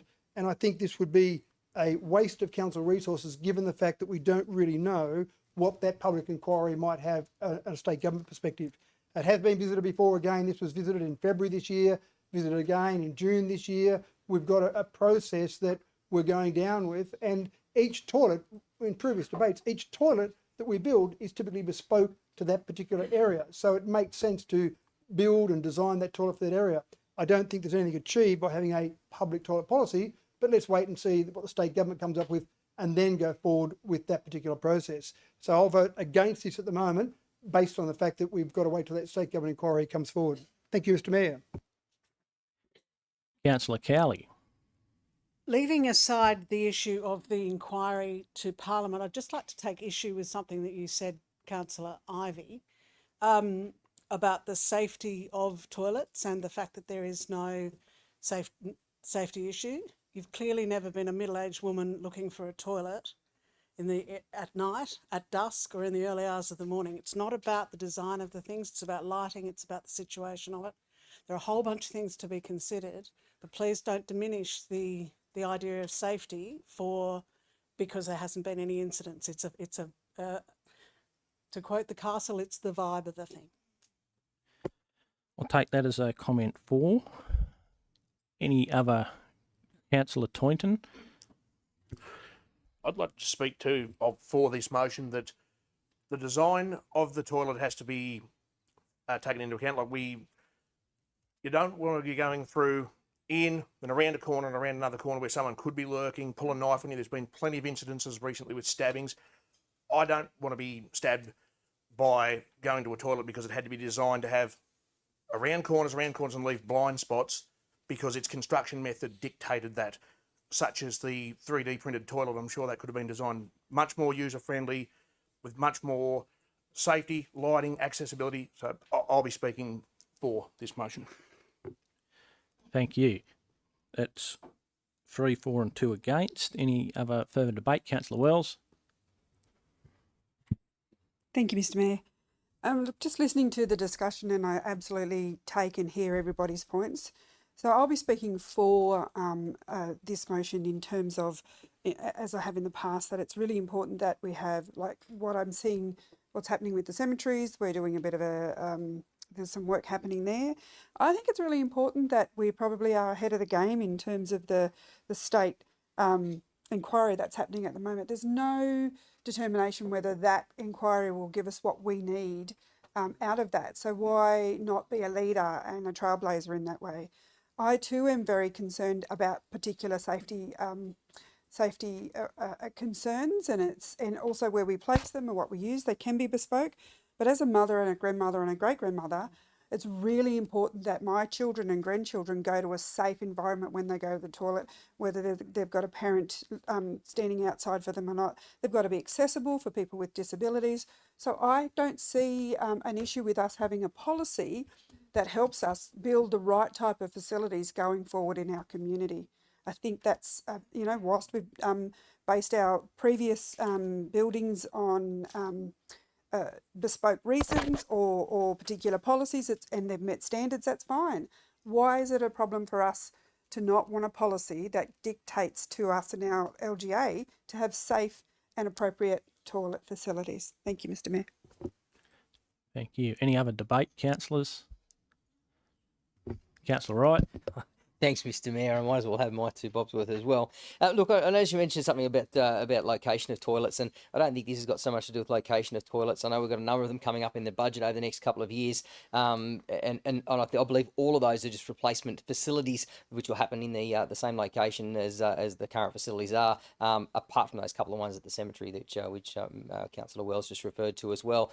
Mr. Mayor, I know a big part of your agenda is cost savings and efficiencies, and I see this also as a waste of staff and council resource if we're patient enough to wait for this parliamentary inquiry. I see there's 43 submissions online already. I'm not sure when that closes, in fact, but if that's going to bring forward a policy, and I'm all for a policy if someone else is going to put it forward and we can just pick it up and adopt it. It's unfortunate that Councillor Black can't give us some examples of some of those other places that do in fact have them. I think for the benefit of the other councils that would have been quite handy actually. But nevertheless, I can't support this one either. I'd prefer to wait, not waste our resources, and let the state government come up with something which we've all heard all about. Thanks. Further debate. Councillor Toynton, you can ask a question. Mr Mayor, we've got 3 for and 3 against. I move the motion be put. Move that the motion be put. A seconder for that. Councillor Butler. All those in favour? Oh, good. I show of hands. We'll just do a show of hands. All those in favour that the motion be put? Against? I declare that motion carried. I'll now give my right of reply. 5 loos in the next couple of years in the budget. It's important that we get them right, like I said. And the state government, looking through the terms of reference that I just looked up, they are looking at things such as employment arrangements and conditions for cleaners. It's not just about the design, a policy for toilets. That's something that may come out of that, but it's not sort of specific that they're going to recommend a policy or develop a policy. And even places like Victoria that have a policy, each council tailors it to their own needs.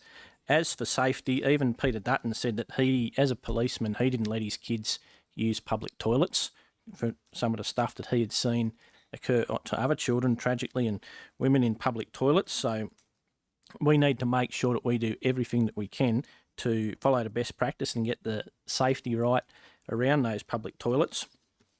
And state government inquiries, this isn't about state government inquiries, and they take an awfully long time to have meetings, go around, write a report. That could be a couple of years away yet before anything happens and our toilets would be built. So we really need just to get on with the job here in Dubbo, have a policy that we can use and adopt, and copy the best bits of other councils, adopt that to Dubbo, and let's make it actually really good for Dubbo and get the toilets to the places that they need to be and the design and the safety levels that they need to be. Thank you. Councillors, I'll now start the voting process.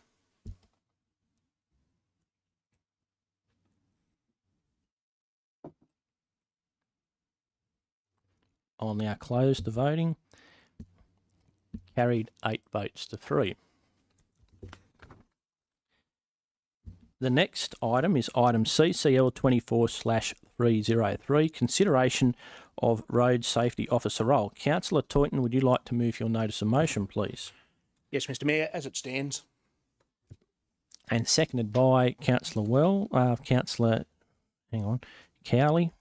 Sorry. Councillor Toyton, would you like to speak to your motion? Yes, please, Mr Mayor. I believe that having a road safety officer would be worth consideration, given the discussions around this at the last Traffic Committee meeting. Thank you. Any other debate? Councillor Cowley? Yes, I too was present at the Traffic Committee when it was discussed, and I remember well the road safety officer role, carried out very ably at one point by the multi-talented Jane Hutty. And there were some terrific programs involved with the road safety officer role, including, if my memory serves me correctly, the free cuppa for the driver and some pedestrian safety stuff, which really raised the consciousness of road safety and pedestrian safety. My only concern would be, in the interests of all these discussions about costs, I'd just like to ask Councillor Toyton, through you, Mr Mayor, if I may, to which potential external sources of funds he was referring, and what are the priority outcomes he's referring to in his motion? Councillor Toynton, you may answer that if you wish, or not if you don't wish. I'll pass to the Mayor. I'm not familiar with the absolute where the funding can come from, whether it's out of road repair or out of safety programs. So I'll pass to you. Thank you. I'll pass that to the CEO. I'll have an initial answer, then I'll pass to Mr Ryan as well. So the external funding, the roles were always previously part funded by what is now Transport for New South Wales, and then it's coming out of our staff allocation. But for further detail and perhaps a bit of history of why we no longer have a dedicated role for that, I'll pass to Mr Ryan. Thank you, and through you, Mr Mayor. I might just touch on the funding side first, if you don't mind, because that was the first question, then I can talk about history. Certainly, Transport for New South Wales has a program for supporting road safety officers, and that's a financial contribution. It's talked about as being 50%, but it's not 50% of the total budget, for example. So just going back to 2016-17, budget line against the road safety officer and their activities was about $233,000. We had an arrangement with so this is a bit of history as well, an arrangement with Gilgandra Council where they, it was a shared resource, so Dubbo had 4 days a week, Gilgandra had 1. So the difference between what Transport were contributing was then split between Dubbo and Gilgandra, and I've got a number here because I thought this might have been asked tonight. So back in 2016, 17 financial year, Dubbo Council contributed 132,000 of that, Gilgandra was 33, and the then RMS was 67. So you can see it wasn't exactly 50%. And that, I would assume that that's going to be pretty much the same because that program's just continued on. Some of the history about that was in May 2019, our road safety officer left council, funnily enough, to go to RMS. And at the same time, Gilgandra actually withdrew from the program. So it pretty much finished up in 2019, the end of the financial year of 2019, and it hasn't really been reinstated in terms of a dedicated road safety officer. It's usually sits within a traffic or transport branch, but it's not an engineering role. It's a behavioural science type role. So it's about understanding and how we can get information out to the public about managing fatigue, drink driving, drug driving, and some of the programs that Councillor Crowley was talking about. Some of the other sort of things, checking child seat days, for example, so parents can come in and get their seats checked. So it was a program that ran for a number of years, but I think it purely fell over with the leaving of a staff member and then Gilgandra withdrawing from the program as well. Thank you. Thank you for that. Councillor Cowley, any further? Is that your question? No? Yes, Mr. Mayor, it does answer the whys, but I'm still keen to know if there's any possibility of getting external funding for such a program. The CEO? I'm aware of conversations with Transport about potentially more funding than their previous shared model, but I'll throw to Mr. Ryan for any confirmation of conversations. Thank you, and through you, Mr. Mayor. I'm actually meeting with Transport next week to talk about road safety officers, so it's on the agenda. But it's basically a 50% contribution to salary and part of some of the activities. The other external funding that you could get would be through a shared resource and having other councils, and it generally is a neighbouring council that would contribute to that, but it's having that shared arrangement of a resource to attract that additional funding. I can't think of any other programs that fund staff time in terms of other grant programs at this stage. Councillor Cowley? Thank you. Any further debate? Councillor Ivey? Just a couple of questions, Mr. Mayor. First one, the motion refers to inclusion in the 24-25 budget. Is that possible, or is it really, if we were going to do something, we're really looking at the 25-26 budget? The other question, if I could, are there some roles which the Road Safety Traffic Management Committee, could take on some of those matters by pressuring Transport New South Wales or liaising with NRMA or whatever it might be? So could some of the role that a road safety officer might perform, could that be taken over or be part of the requirements of the Traffic Management Committee? To the CEO. I guess since that time, Transport New South Wales is doing a lot of their own campaigning. If you think towards zero, where we're trying to have the road fatality down to, so they are doing a lot of, I guess, more broader brush consultation as opposed to directly working with community groups. To your financial question, yes, the The notice of motion asks to consider, and that would have to be a quarterly budget review. So it would have to be done as part of the December quarterly budget review, and we would provide advice. If council so chose to allocate resources, that gets cut from somewhere else, is how that would work in this current financial year. If now that could either trigger councils to think, well, let's put it into a draft budget process for the 4-year forward budget, including the next financial year as well. So that could be another outcome, depending on the consideration provided by the relevant director, being Mr. Ryan. But I might throw to Mr. Ryan for any further comments. Thank you, and through you, Mr. Chair. Certainly, when we're talking about organisational structure change as well, there's behind the scenes stuff that does take a little bit of time for us to do. So there will be the need for, if a position is created, for example, we do need to go through a consultation process with staff. It would be a change to another position in terms of reporting. So we've got to make sure that we do all that correctly as well. The team where I would see it would logically fit is a relatively new team. So they're really bedding down their own traffic engineering side at the moment as well. So in terms of the particular financial year, there's probably a couple of months of background work that we need to do to get it to creating a position description, securing funding from Transport for New South Wales, developing a road safety plan, and then going through the process of recruitment to find someone with those behavioural or marketing type skills that would be required for this particular position. So there will be, in looking at the financial year, there will be a lag time in terms of actually being up and ready to do something like that. But certainly the notice of motion here is for also to go out and look for other sources of funding, which would be consultation with, or not consultation, but seeking out neighbouring councils' thoughts in terms of going in as a shared resource as well. So again, that takes a little bit of time to get us to that point.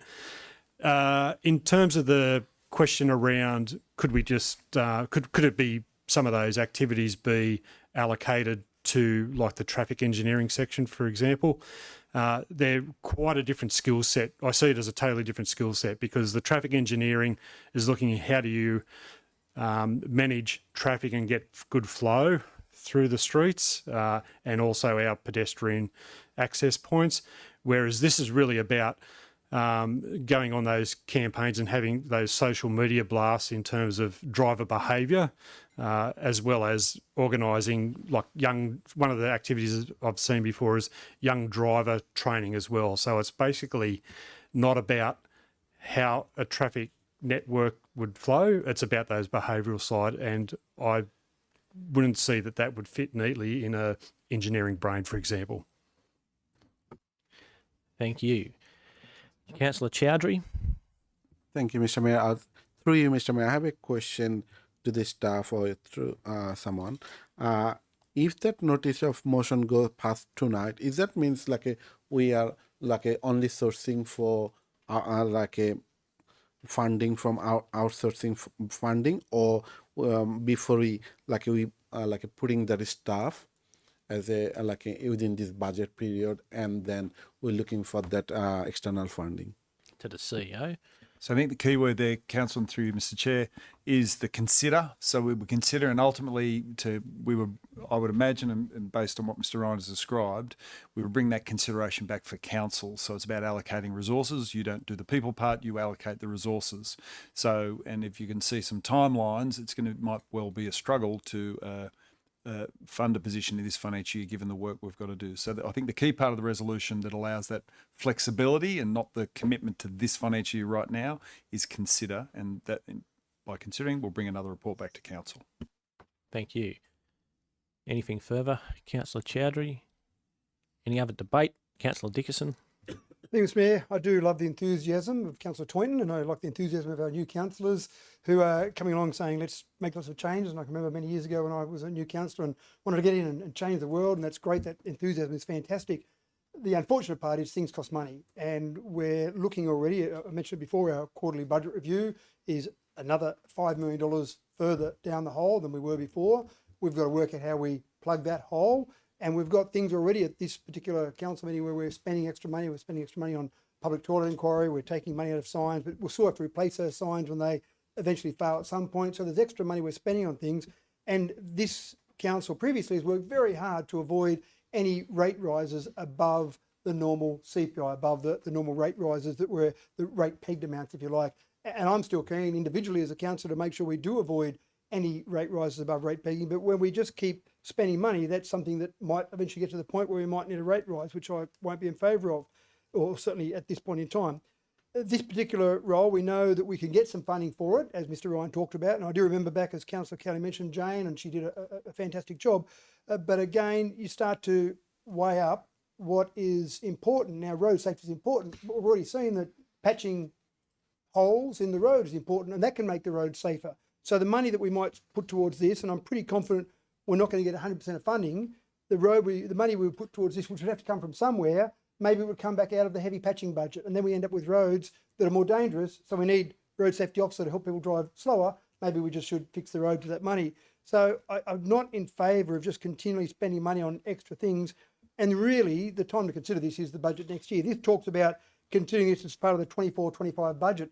24-25 budget was decided upon 5 months ago. We've only got 7 months left of this particular budget, and this is meant to be considering this as part of this budget that we're in the middle of spending right now in terms of that 24-25 budget. So it's hard for the CEO, as he's talked about, going away, come back with a report. We'll be almost at the end of the 24-25 year before we get to the point where this report would come back. So if we wanted to consider this, again, exactly as I talked about with the public toilet strategy, exactly as I talked about with the signage, the time to consider this would be at the appropriate time, probably at the time when we're considering our overall budget for the 25-26 year and beyond, rather than the 24-25 year.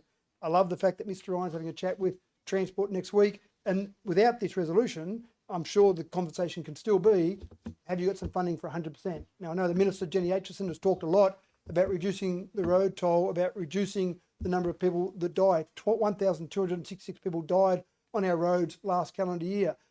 Jenny's very focused on reducing that road toll.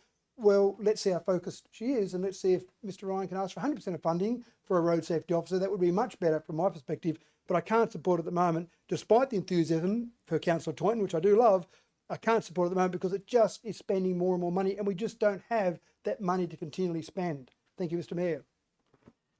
Any further debate? Councillor Wells. Thank you, Mr Mayor. Just briefly, I think that we should be thinking about the motion is actually to consider, and mimicking the words from our CEO is that it's about consider, and what we've heard from the Director of Infrastructure around the lengthy processes that will need to occur anyway. Yes, he's having a meeting with New South Wales Transport next week, which is really, it's nice and timely.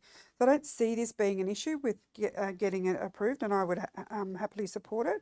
I think it all ties together in terms of what's the thinking. I do have some concerns about it fitting in this year's budget though, but certainly I think that we should be considerate given what we've heard from the Traffic and Safety Committee, as well as the thinking that's happening with Director of Infrastructure for next week. So I don't see an issue. Thank you.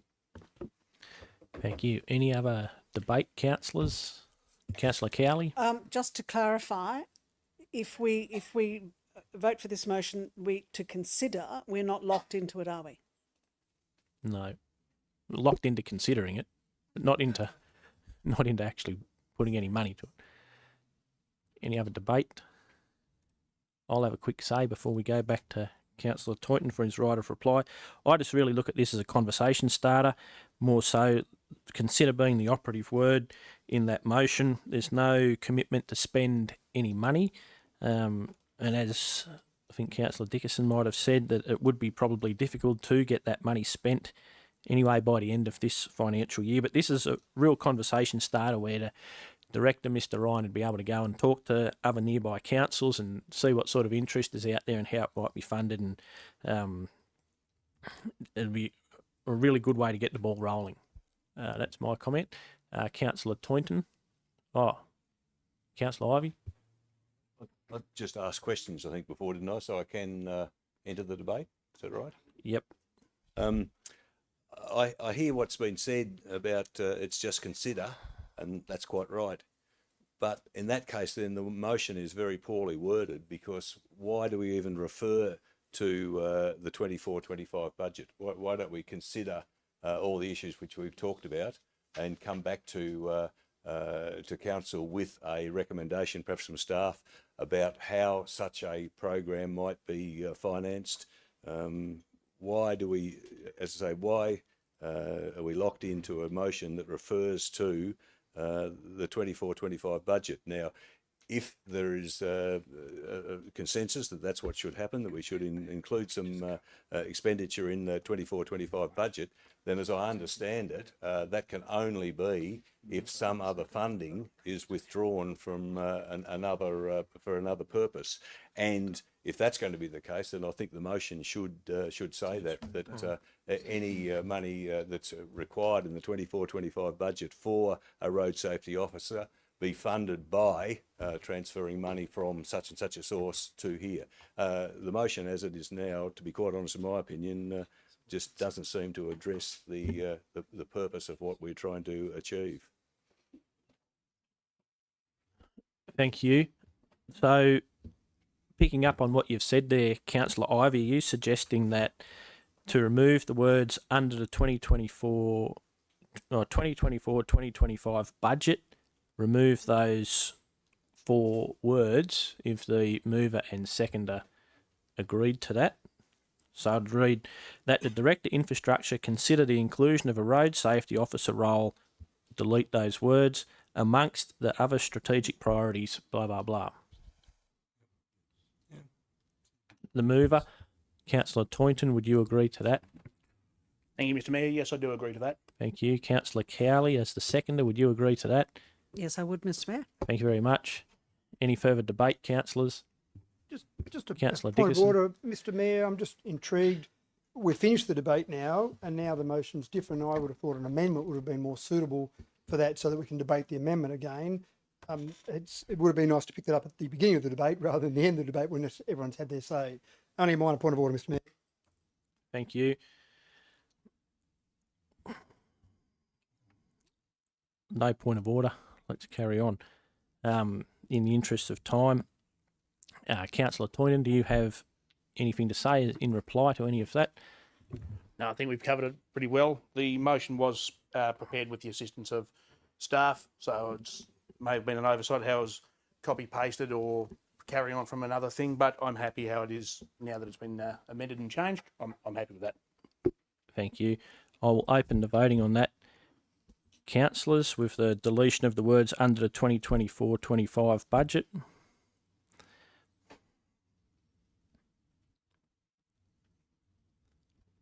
I'll close the voting, and that is carried 10 votes to 1. Thank you.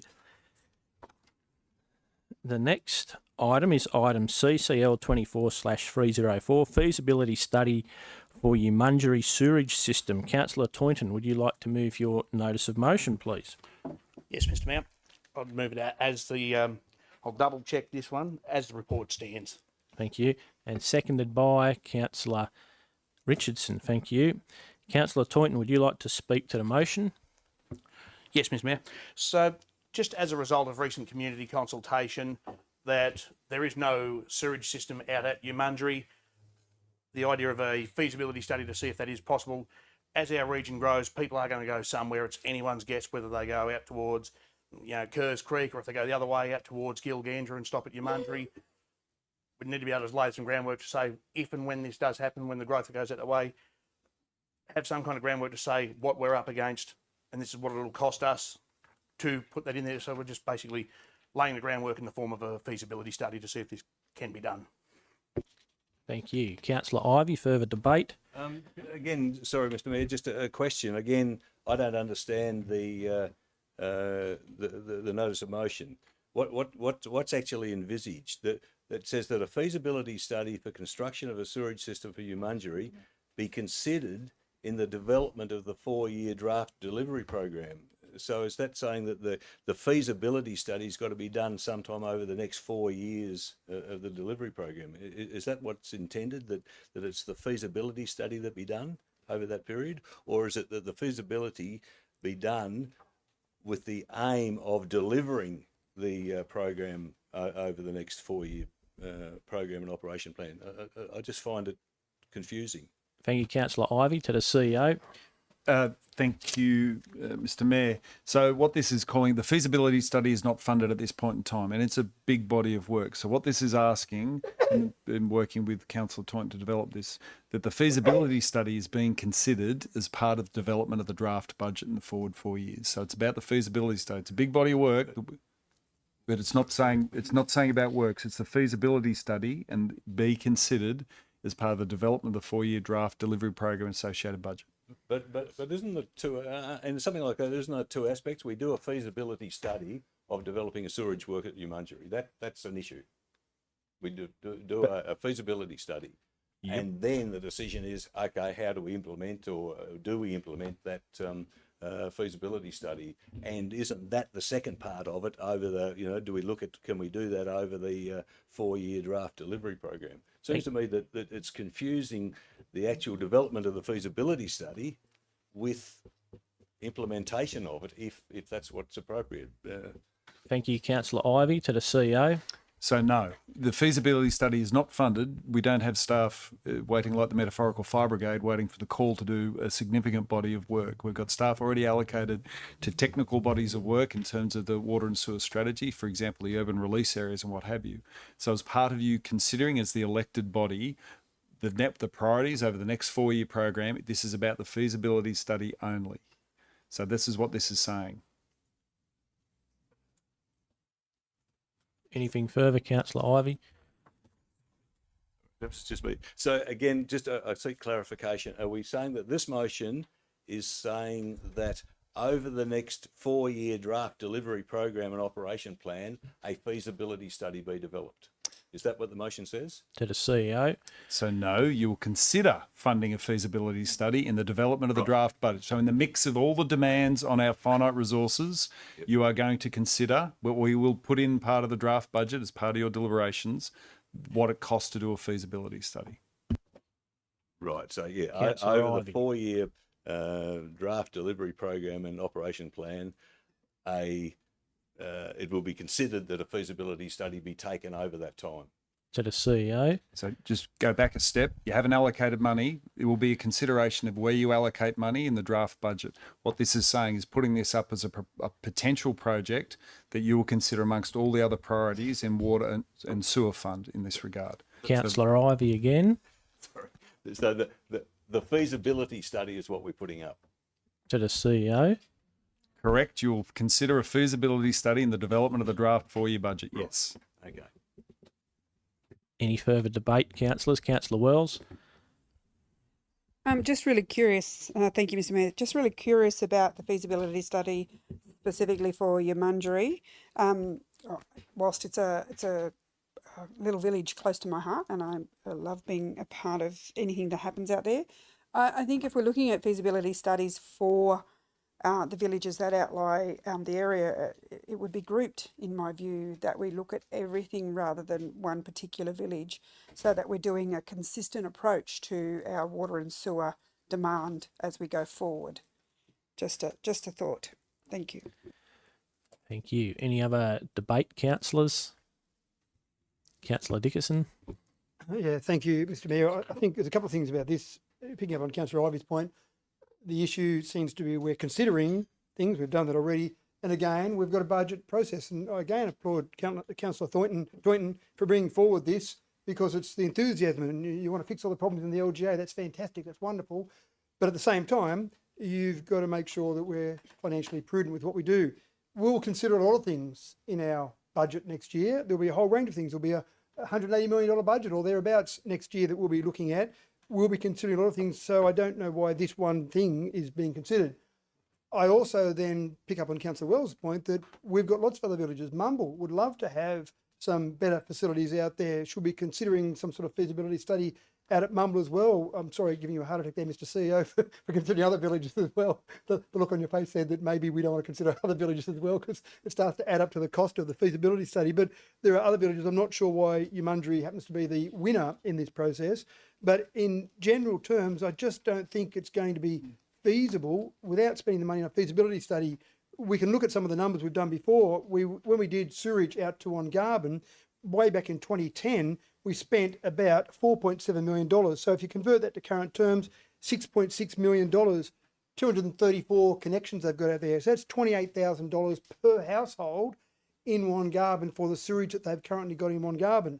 Out at Yamundry, we put water out there in 2017. That was a cost in today's terms of about $5.4 million. There are 94 water connections in Yamundry. So that's a cost of $57,000 per household that this council paid for back in 2017. And I'm not making any comment on the decisions made by previous councils, but for us to go forward, you'd imagine that the sewage treatment plant would be maybe smaller than Wongarbin, but there's still some processes to go through. Maybe $6.6 million or thereabouts in today's terms, more expensive as we go forward.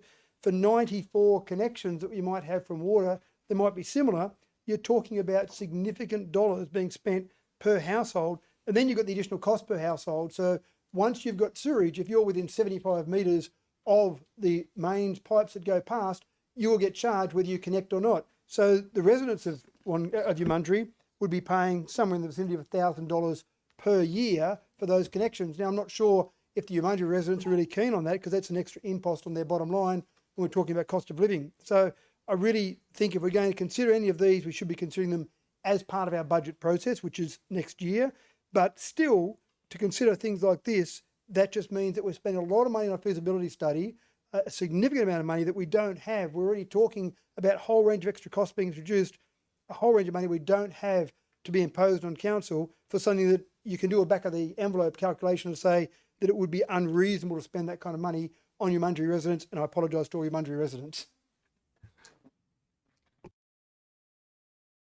Any further debate? Councillor Chowdhury. Thank you, Mr. Mayor. Now, I will echo with Councillor Walls. Like, I'm not supporting this motion because of I think this need to be a holistic approach to other villages, not only one villages. And also, like, through you, Mr. Mayor, if we pass that motion tonight, if staff can or someone can answer, so if even the resident has to pay extra money, will that gonna be consult with the community, and are they gonna happy? If that community said they're not happy, what action we had to take? Thank you. To the CEO.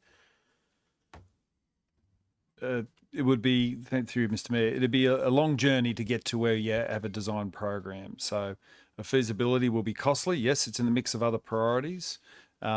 So directly to your question, a lot of community consultation would take place. It would be more expensive for residents living in a village that then put that in context. When you buy a normal urban block in a suburb, you part of the provision of infrastructure, the developer has paid council developer contributions, so they fund the sewer and water. So that's not the case we do in Greenfield. You'd have a different mechanism where there is a contribution to this extra service. And I will point out that it's not funded in our strategic planning for sewer infrastructure. So in effect, we would have to, and by what I mean by that is our proposed capital works and our strategic plan for infrastructure is factored into our pricing for sewer charges. So there would have to necessarily be, should this go down this path of provision of that service at Yamundry, then there will be an increase across the board in sewage rates to cater for that, because you're never going to, it could never be feasible to charge the people the cost for sewer provision in that regard. But I might just throw, just in terms of context, through a bit of an indulgence from you, Mr. Mayor, to Mr. Jennings, because just to the sort of lead into one of the questions, or to the question there about the overall priorities, to Councillor Chowdhury's point. But there is a body of work we're doing with villages more broadly, and it's to some of the questions. But if you could throw to Mr. Jennings. Mr. Jennings. Through you, Mr. Mayor. So at the moment, we're currently undertaking a fair degree of consultation across a range of villages in the local government area.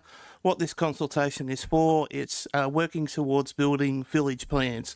That is basically looking at, okay, what growth, or what's the character, and also there as well, what's the constraints in these villages, and also what could that infrastructure look like to manage that growth picture moving forward as well. So that body of work's currently moving forward, as I said, with consultation.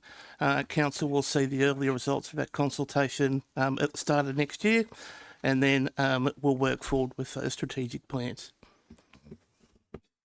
Thank you. Councillor Wright.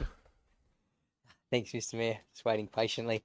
Look, I can understand why Councillor Toynton's pretty keen to look after his constituents in New Mundry. I can see that his group took out 43% of the votes out there, so I can see that he's pretty keen to look after them. But the comment from one of the directors there was exactly as I was going to allude to, and it leads on from Councillor Wells' comment there with respect to looking at an overall plan as to where the LGA is going to grow. So, so certainly for that reason, I won't support this one.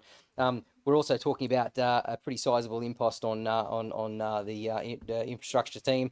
I think they've got a pretty substantial role with respect to that Wellington flood study, wrapping up the Ballymore flood study, a transportation strategy, and potentially even a road transport officer to look for. So there's a fair bit going on in that particular space. This might be something that that comes up down the track, but at the moment I'm not willing to support it right now. Thank you. Any other debate, councillors? I'll just very quickly say, once again, I can see where Councillor Toynton is going with this, and was probably lobbied by some residents recently at Remembrance Day, and I'll support it because it's only that a feasibility study be considered in the development. It's not actually asking to spend any money, it's just really get the ball rolling, consider that part of the wider villages consultation that's underway at the moment, and let's look at how we can make the villages better and improve people's quality of life out there. Councillor Toynton, right of reply to anything said. Yes, thank you, Mr. Mayor. So this isn't just me picking one little village out of a hat and saying, okay, you're next, we'll give something for you guys. And it's not to do with any of the way that the votes went. This is simply as a result of a Facebook post that I put out and said, what issues would you like to see addressed? Point This of is order, what Mr. come Mayor. up. Councillor Dickerson. Right of reply. This is introducing new material. That's in response to Councillor Wright's assertion that there is no point of order. It's in response to Councillor Wright's statement about that Councillor Toynton got 43% of the votes in New Mundry. There was no mention of Facebook during the rest of the debate, and Councillor Toynton brought that up then. I think he'd be replying, there's no point of order. He's replying to the assertion that the 43% vote is what gave him the idea of putting a feasibility study for consideration, when he's just basically said that it's to do with his Facebook replies. So there is no point of order. Councillor Toynton. Thank you, Mr. Mayor. So as I said at the very start when I put this motion forward, it was as a result of community consultation. So the Facebook was just one avenue of obtaining that consultation. And this is where it came up, where the majority of the comments were centered around, hey, we don't have this. Could you look at doing something? This is, and my way of looking at it is this is the first way of saying, okay, no promises, but we'll look into it. If it can be done, it can be done. If the feasibility says this is going to cost a trainload of money we don't have, the ratepayers aren't going to foot the bill for this, it's not a reality, well, then we look at it that way. Thank you. I'll now put the motion. Electronic voting is now open.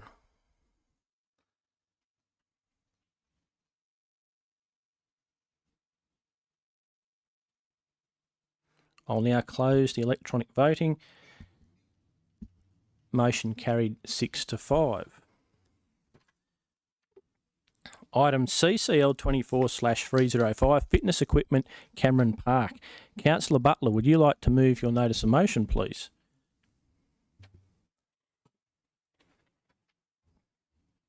I'd like to move that as part of the 2025-29 4-year delivery plan and associated operations plans and budget, consider as part of the community consultation the installation of outdoor fitness equipment in Cameron Park, Wellington for the 25-26 financial year.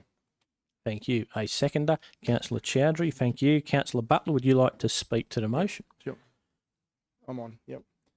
Yes, well, I just brought this up. This was, again, similar to Mr. Toynton's, brought up by residents in Wellington, and I said that I would indeed represent them. So that's just brought on by that.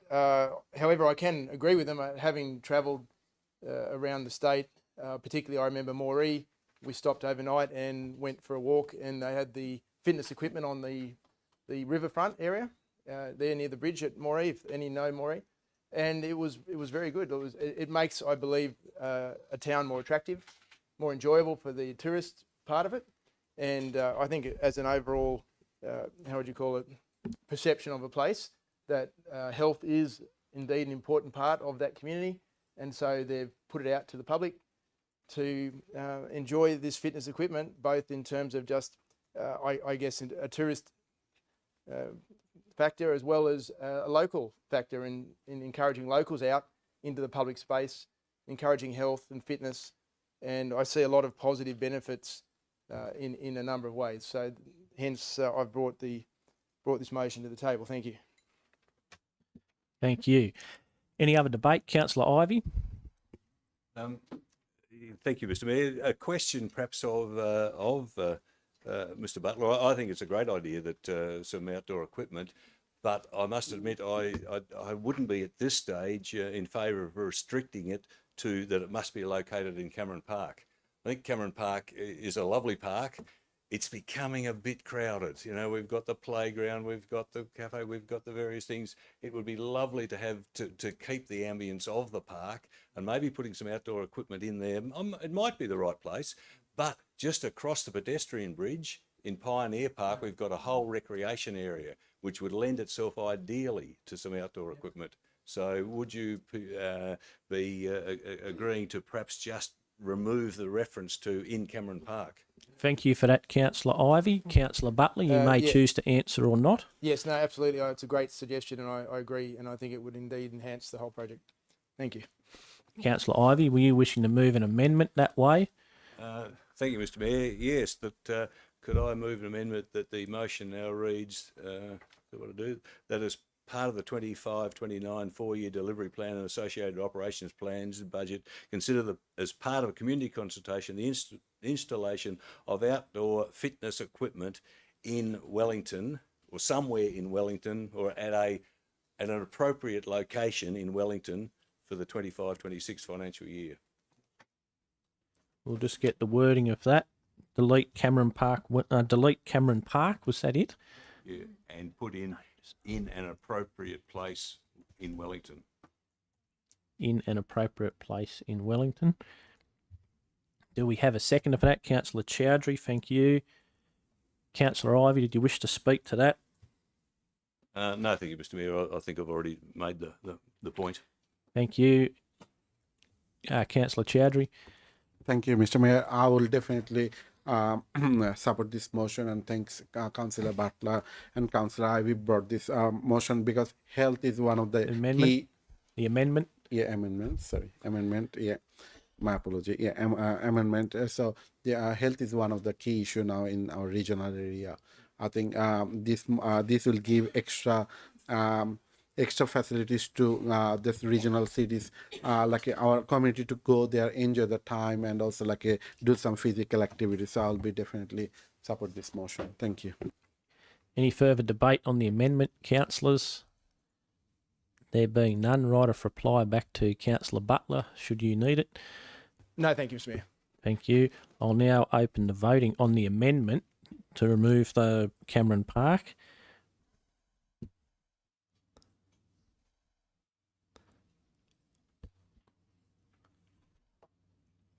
I'll now close the voting. The amendment was carried unanimously, so the amendment becomes the motion. Any further debate on that, councillors? Councillor Wright. Thanks, Mr. Mayor. Just a question, actually. We've had a couple of new equipment, pieces of equipment put in. I suppose the most recent one's down the bottom of Church Street there. Just any indication of costs? A couple 100,000? Millions? Through to the CEO, to Mr. Arms. Thank you, Mr. Mayor. Through you, it depends on how big you want to go. Bottom line, there's a master plan adopted for Cameron Park in 2017, which has a fitness centre located down towards the Sunken Garden. There's also a master plan for Reigate and Cannar, which include fitness areas as well. So, for your consideration when the time comes, 110,000 is probably where we're looking at. At the time, it was 80, but price increases, I think you're looking at around 100, 110, 120, depending on how big you want to go. Councillor Wright. Thank you. Just a comment. It might come out of the pothole budget. It was just more about the. I can notice the last couple of ones that have been put in Dubbo. There's been a fair chunk of community contribution from the Titan Macquarie Mud Run. They've contributed enormously to fitness along the Womble Macquarie River. It'd be great to see some community groups in Wellington get behind this for a little bit of fundraising as well, and maybe help contribute towards what would be a great piece of equipment for the Wellington community. So, Thank you. Any further debate, councillors? No. Councillor Butler, any right of reply to anything that was said there on the amended motion? No, all very sensible, Mr. Mayor. Thank you. Thank you. I will now open the voting, councillors.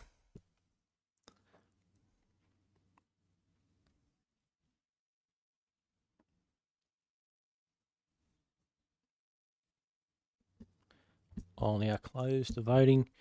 Motion carried unanimously.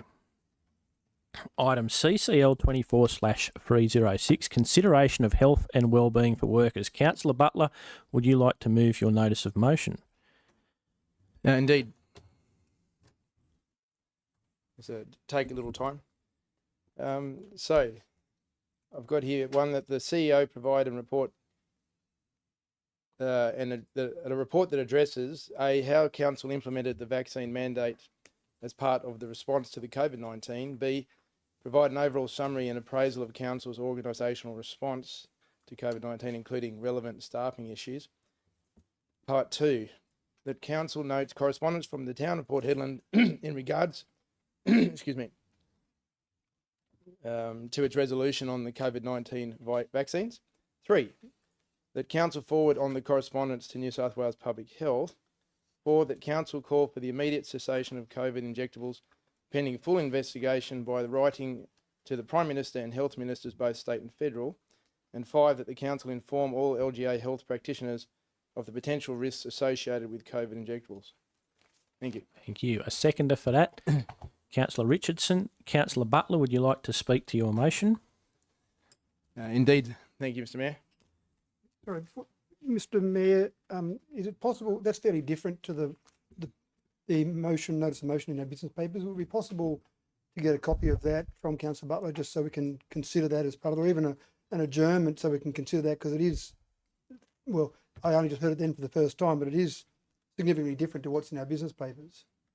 Okay, so Councillor Dickerson, are you moving for an adjournment? I will move for a 5-minute adjournment. 5-minute adjournment. And if we get a copy of that to give us more time to consider that before Councillor Butler then speaks to it, so we can have that information there. Yeah, I think we got emailed to us, I think, here, but we need a seconder for a 5-minute adjournment. Councillor Richardson, thank you.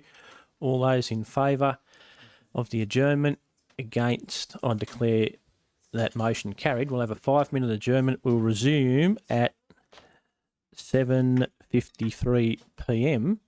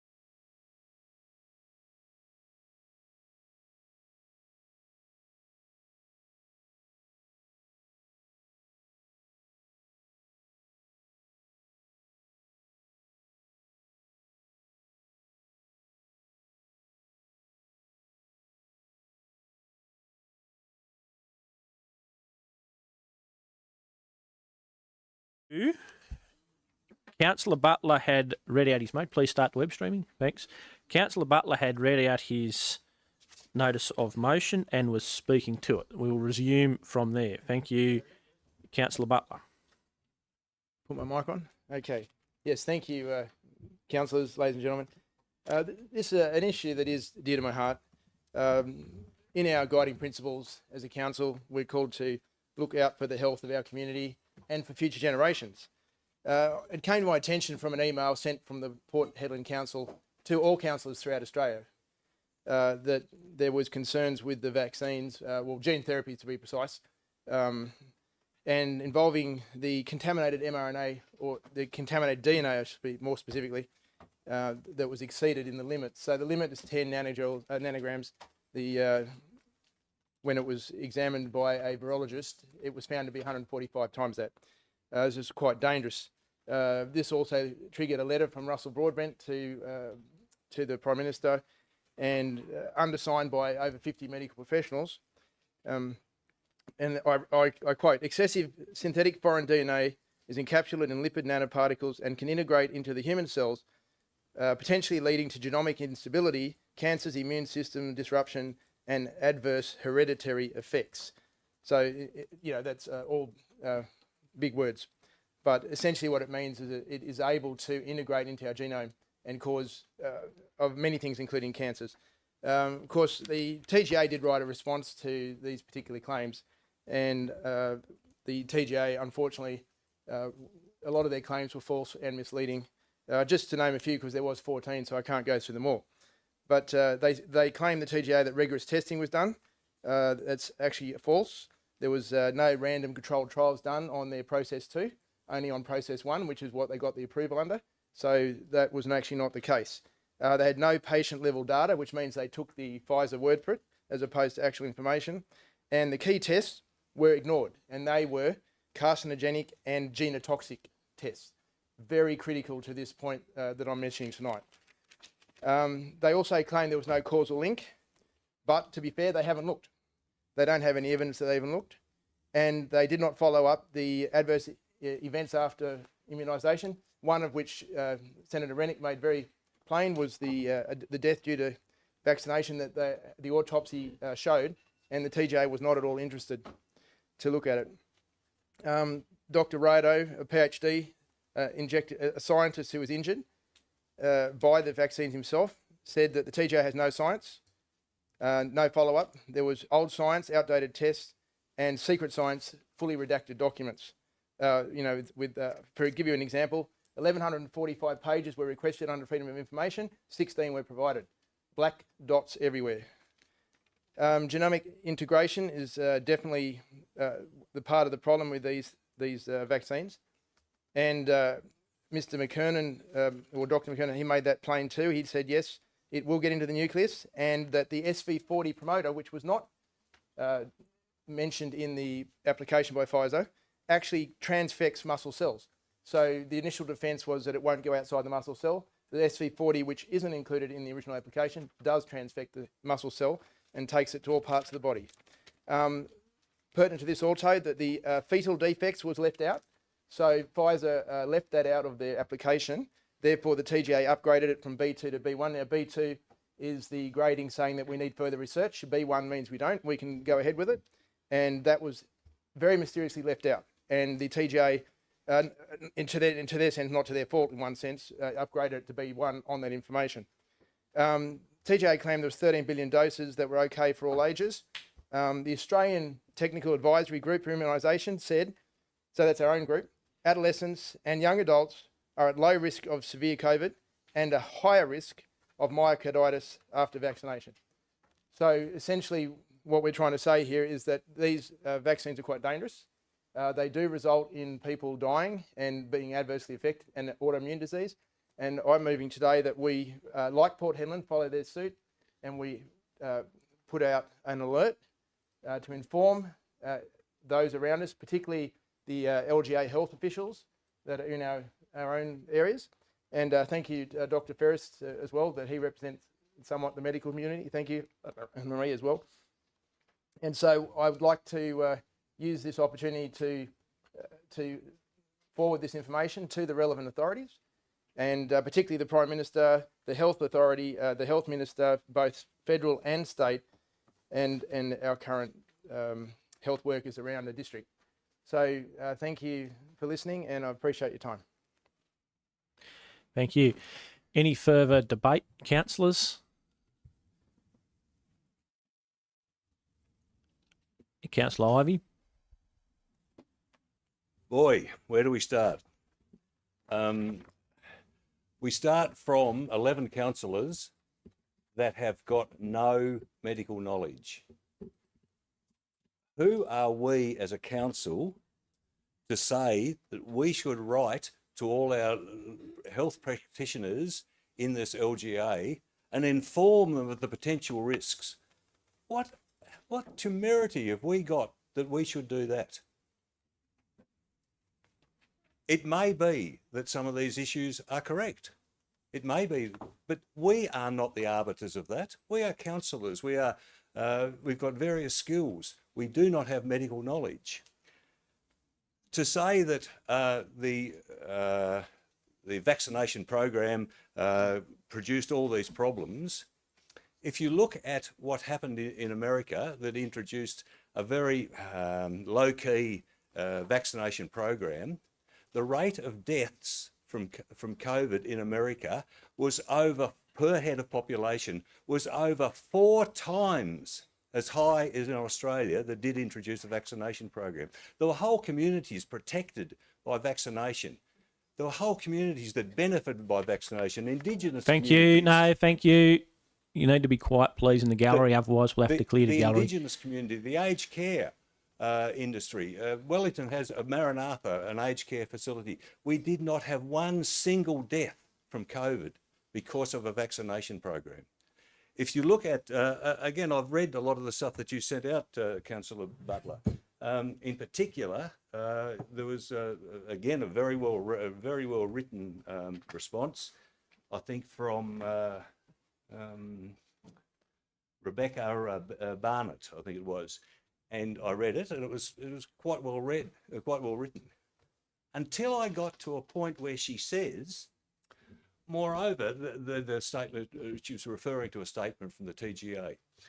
She says, moreover, this statement from the TGA suggests that the regulator takes a rather communistic view of vaccine safety. I know numerous COVID vaccine injured people who say that the benefits did not outweigh the risks for them, but the TGA would appear to consider their suffering to be acceptable collateral damage.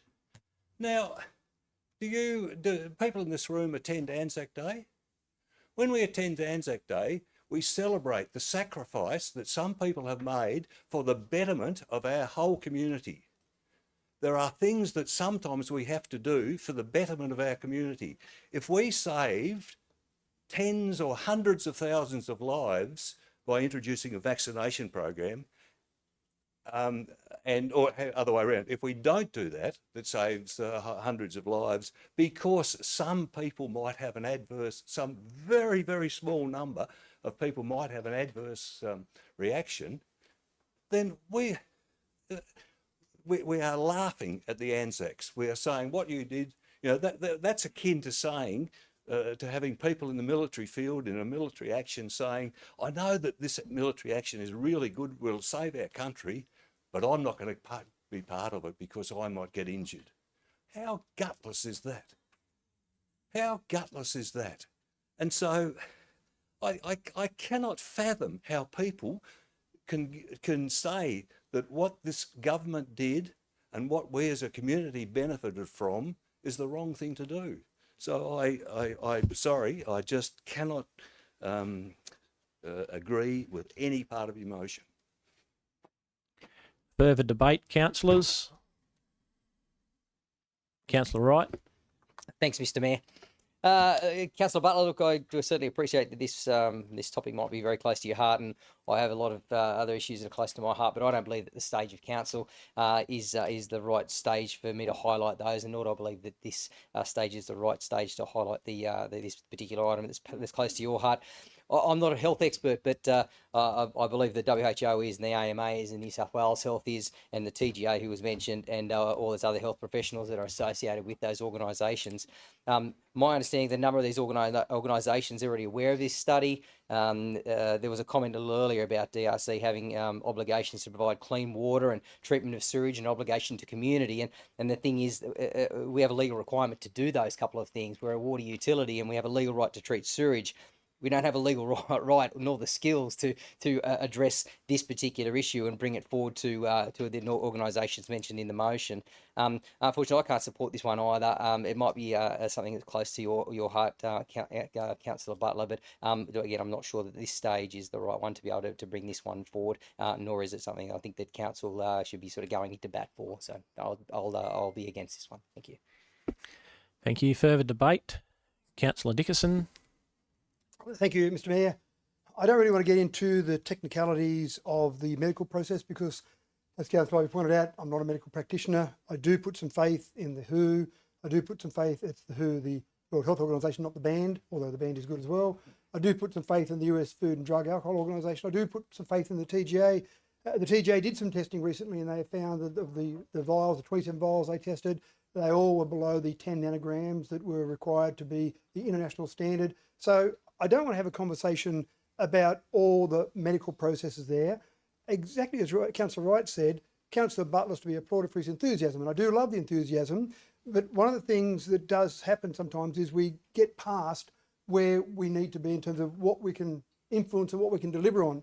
And there's a common term that I've heard over the years about staying in your lane, and there are lots of things that people have asked me about at Council over the years about fixing the Reserve Bank interest rate because it's too expensive to buy a house in Dubbo, or maybe the exchange rate because I want to go overseas, or maybe fixing crime, or maybe changing the speed limit on the highways. There's a whole range of things that were asked for, but we have to understand our limits. And it was funny, I ran into Ricky Ponting the other day, just a quick name drop there, down in Sydney, and I spoke to Ricky briefly, and it was just after Ricky had been highly critical of the selection of the Indian team, and he was getting a bit of a hammering at the time about staying in your lane, worry about the Aussie team. Now, history tells us that maybe Ricky should have been more worried about the Aussie team rather than the Indian team. The Indian team seemed to go okay in the cricket. And I suspect that this is a bit the same, that we need to stay in our lane. We've talked about a whole range of things tonight. We do know that we've got water that we've got to treat. That is part of our responsibility. We have to treat that to a standard that New South Wales Health tells us we need to treat it to. We don't go and make up our own standards. We don't go and say, we'll just change the turbidity to 5 because that suits us at the time. We have standards that we've got to adhere to. We've got standards in our sewage treatment plant. We've got standards in our childcare facilities. We've got various standards we've got to adhere to. They are part of our role under the Local Government Act. If we start to then extend it out to looking after the health of our residents, which obviously is important, then you start to look at, well, what should we be looking at? Heart disease, #1 killer of people last year. 17,000 people died in Australia from heart disease. So should we now start bringing forward some motions through council to address heart disease? When you start to look at things like dementia, 17,000 people died. Do we have things at council to evolve dementia? Even the road toll, I mentioned it before, 1,266 people. We can have a bit of an influence on the road toll with our local roads, but most of those deaths are out the highways. We don't influence that. When we start getting into this area, we really start getting way outside our area of responsibility. And we've got to make sure that the Local Government Act 993 is what we adhere to in what we do. And it's hard for councillors that are new because I said before, when I was a new councillor, I want to change the world. I want to do everything and fix everything. But you've got to understand that we've got limits on what we can do. We've got other levels of government that are responsible for things like vaccination. And I would ask Councillor Butler if he's focused on that, then stand for state or federal, where you might have different areas of influence. I'd love to make the school system better. I'd love to have remote schools better. We don't have the responsibility for that, so we can't fix everything. What we've got to make sure we do is focus on what we can involve ourselves in and what we've got responsibility for. And certainly vaccinations, informing doctors, as Councillor Ivey said, really going down this path is really so far outside our remit as a councillor, our remit as a council. We've really got to make sure that what we do is focus on what we can do. And there's a lot we can do and a lot we've got to do. We've got a lot of things to focus on. We need to leave this to the professionals that are given the responsibility of dealing with it. Thank you, Mr. Mayor. Any other debate, councillors? Well, before we go back to No. Thank you. No, we can't have this. No, you can't. Thank you. You're just leaving. Thank you. Yeah, righto. Thank you. Thanks. Thank you. Thanks for that on the way out. Just before we go back to Councillor Butler for his right of reply, I'll just very quickly add, I read with interest the Commonwealth COVID inquiry, the response into the response, Australia-wide response, and there was some points in there that dealt with good things and bad things that happened during the nationwide COVID response, and some things that they said we got right and some things we didn't get right. And I noted that report said about the lockdowns, the impact on people's human rights by the lockdowns. So that's just what the independent report said. I'm not saying whether I was agreed or otherwise with those findings. I could support Councillor Butler's point 1 and 2 about just getting a report from the CEO on the council's response to the COVID mandates and the vaccine mandates and how it was implemented here at council, and relevant staffing issues. And point 2 about the noting the correspondence from Port Hedland, we all got that. That's just saying that yes, we got it. It doesn't pass judgment on the actual contents of the email. We all got that one, but points 3, 4 and 5, New South Wales Public Health and the Prime Minister, they've already got the Port Hedland material that was sent out via email to all elected officials and many other people in Australia. Back to Councillor Butler for his right of reply to anything that was said in the debate. All right, yes, thank you once again. So to the point, I feel Councillor Ivy's reference to Anzac is completely inappropriate. I don't think it has anything to do with it. People being sent off to war to defend their country is very different to a medical misinformation and misuse of a tested drug. So I really don't agree with that at all. As Dr. Ferris pointed down, health in this car, like we're not obviously health practitioners, I get that, but that doesn't mean we can't read scientific papers. That doesn't mean we can't make an opinion. Just because I'm not a doctor doesn't mean I can't read a scientific review by Dr. Speaker, which shows that our Pfizer vials are 145 times over the limit, and that Dr. Angus Dalgleish, who is putting out the emergency call saying that people are getting turbo cancers from this stuff as we speak. They're talking in terms they used to see 1 or 2 a year, now they're seeing 1 or 2 a week. So it is a bit of an emergency, so it does need to be spoken to. And as Dr. Ferris pointed out, we're concerned about health in hygiene and other areas. And also I would put the point that if you had a meat shop down the road that was doing bad meat, that you would take steps to remedy that. To the point of Councillor Dickinson, the whole point of the exercise is the wrong test is being used by the TGA. It's called qPCR and it only identifies 1% of the contaminated DNA in the samples, hence the problem. So the TGA unfortunately has been shown to be negligent in whatever way. Whether obviously I can't make any dispersions on them, but the problem is they have seen the information presented, they've chosen to reject it, and I would put to you councillors, why is it that out of 1,145 pages requested by the Freedom of Information, that only 16 were not redacted? That is 1,000 pages plus of black pen. What are they hiding? And this is, I am concerned about my community. I am concerned about their health. I am concerned whether future generations, which is also in our the Act of 93, the Local Government Act, which I remind our councils that we are responsible for future generations. And to the point as well, a humanitarian response. If you were to hear that there was at least even a possibility that there was a deadly something out there, and you had any ounce of influence on it, you could not stand by and let it happen. If you knew about it and you didn't, there is actually a legal term, and I can't remember what it was now, but it's basically indifference, and that is not even human. So I appeal to our humanity, even at that level, even if we, as to Councillor Dickinson's point about saying that technically the council doesn't provide health advice. So I word it in such a way as it's informing the people. It's not even advising. It's just providing information to the relevant people that need it in order to make an informed, consented decision that they will then be able to carry forward into their lives and not look back one day and go, hey, that they didn't tell me that, and now I'm got a problem. And to the point, unfortunately, I had to bury a friend in June who had this exact thing. He had a turbo cancer, and he's not here anymore. So it is a concern. It is something that we as council can speak to, even though there's people denying it. And I would encourage every councillor here, even if it's just on a basic humanitarian level, to consider this very deeply, and to know that if there was, like I said, if there was even a possibility that this could be doing what they're saying it's doing, and why is the TGA not telling us all this information? How can they have 1,000 pages redacted, and yet the science from the virologist, Dr. Speaker, is out there for everyone to see? So I think that speaks volumes in itself. So please, consider this carefully. It is something that people will look back to us, and I don't want to come down the wrong side of history. Thank you. Thank you, councillors. I will now open the electronic voting. Thank you, gallery. Please cast your vote for or against.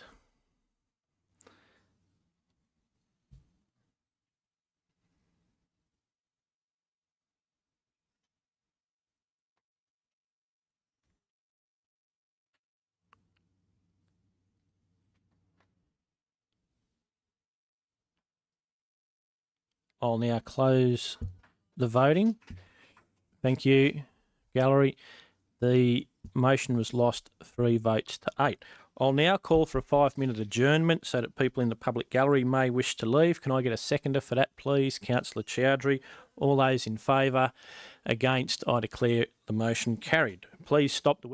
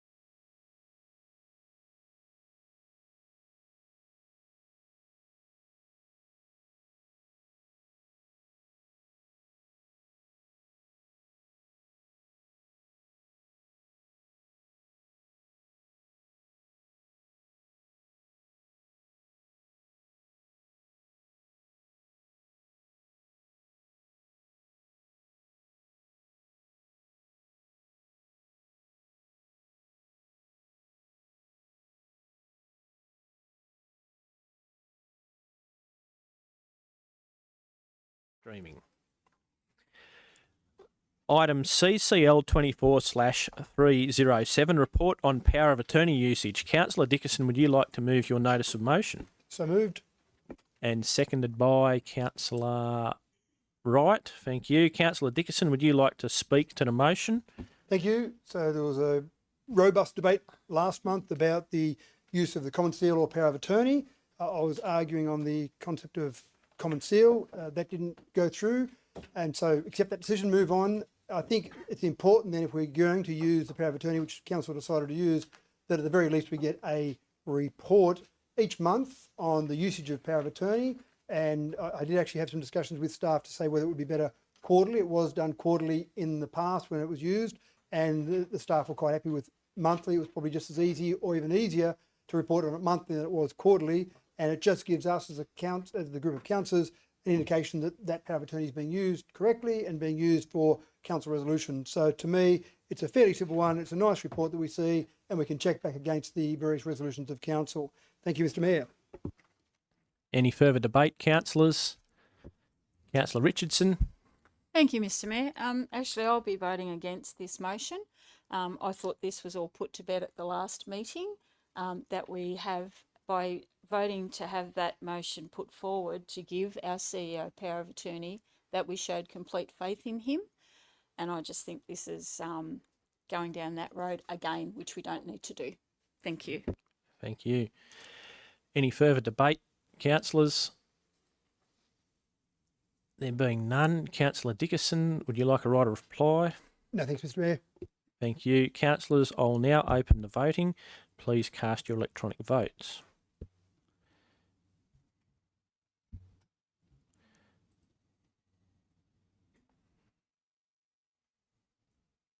I'll now close the voting. The motion is lost 3 votes to 8. The next item of business is item CCL 24/309, Renewable Energy Projects. Councillor Ivey, would you like to move your notice of motion? Thank you, Mr. Mayor. Yes, it is. As per the business papers. Yes, as per the business papers. Thank yes. you. A seconder. Councillor Chowdhury, thank you. Councillor Ivey, would you like to speak to your motion? Thank you, Mr. Mayor. Yes, look, we all know that the development of renewables in our area is going apace very quickly. We've sort of got upwards, or we're getting up towards 40 different projects that are either proposed, implemented, started in our LGA. And from that will come a whole lot of benefits. There are also some negatives, but will come some benefits to it through employment, through procurement, and through community benefit funds. And it just seems that over the next 5 or 10 years, there's really going to be, this is going to accelerate. And it's very important that we as a council have a good handle on exactly what's happening, where it's happening, and what sort of time frame it's happening over, so that we can best coordinate some of the benefits which will flow from the development. And so this motion really is just aimed at providing council and councillors with a schedule that's dynamic, that it's updated as need be, that lists all the projects which are developing in our LGA, and that the information that is contained within that schedule is as detailed in the motion.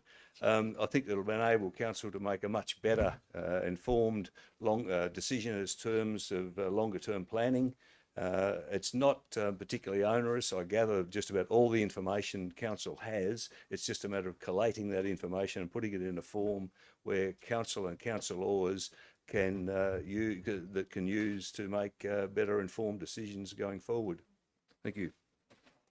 Any further debate, councillors? Councillor Dickerson. Just a quick one. When I sat on the Central West Orana Renewable Energy Zone Community Reference Group, there was information provided, and it was fascinating. I've got a printout there of the 37 projects at different stages there. So as Councillor Ivey said, it'd be very easy for our staff to compile this information, but this is out of date already. This is probably 3 months old. and already this information's out of date. So having that information up to date, having that information to see where we're headed, and all the opportunities are there, it's quite exciting. So I applaud Councillor Ivey bringing this idea forward so that we can all stay up to date and all get that information on a timely fashion to make sure we're well and truly aware of what's happening there, and then see what other opportunities we can seize upon.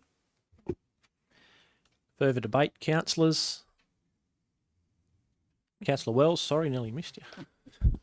Thank you, Mr. Mayor. I'm happy to support this motion, although I would have liked to have seen include some additional information around what we heard earlier from the public forum around considering First Nations people and the fact that they've cared for land for quite some time. But otherwise, happy to support. Thank you. Did you wish to move an amendment that way? No, thank you, Mr. Mayor. Thanks. Further comments, debate, councillors? No. Back to Councillor Ivey for a right of reply. Only just to pick up on Councillor Wells' suggestion, and look, I think that's a great idea, that involvement, and it can easily be incorporated in the schedule, as can other information if we suddenly decide it should be included down the track. But yeah, including some information about Indigenous engagement and some of the benefits that flow to those communities, I think it's a great idea. Thank you. Councillors, I'll now put the motion. Electronic voting is open.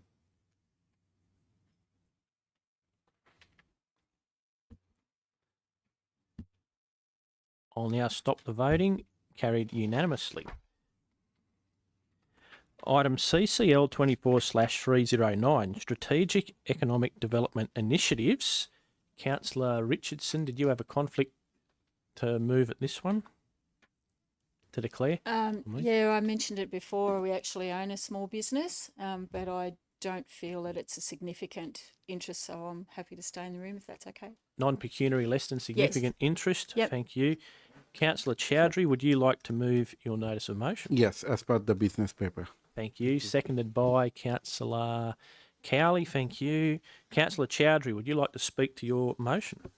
Thank you, Mr. Mayor. Yeah, I brought this motion because I think we need to address one of the most critical area on focus on of our region is economic development.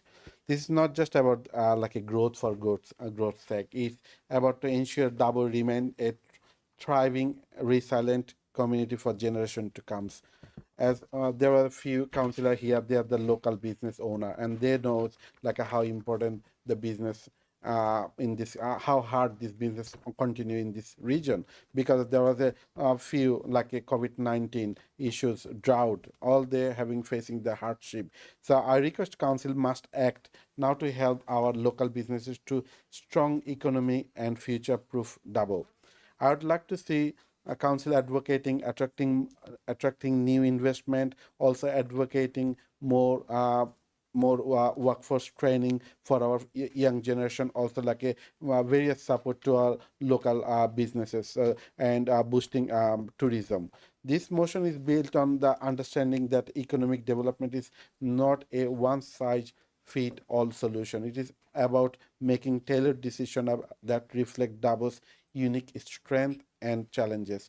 Together we can create a Dabo that is not only a great place to live but great place to work and build a future. I know council currently doing a lot of activities. I want to see how those activities more enhancing to help our local businesses. Thank you. Thank you. Any further debate, councillors? Councillor Cowley.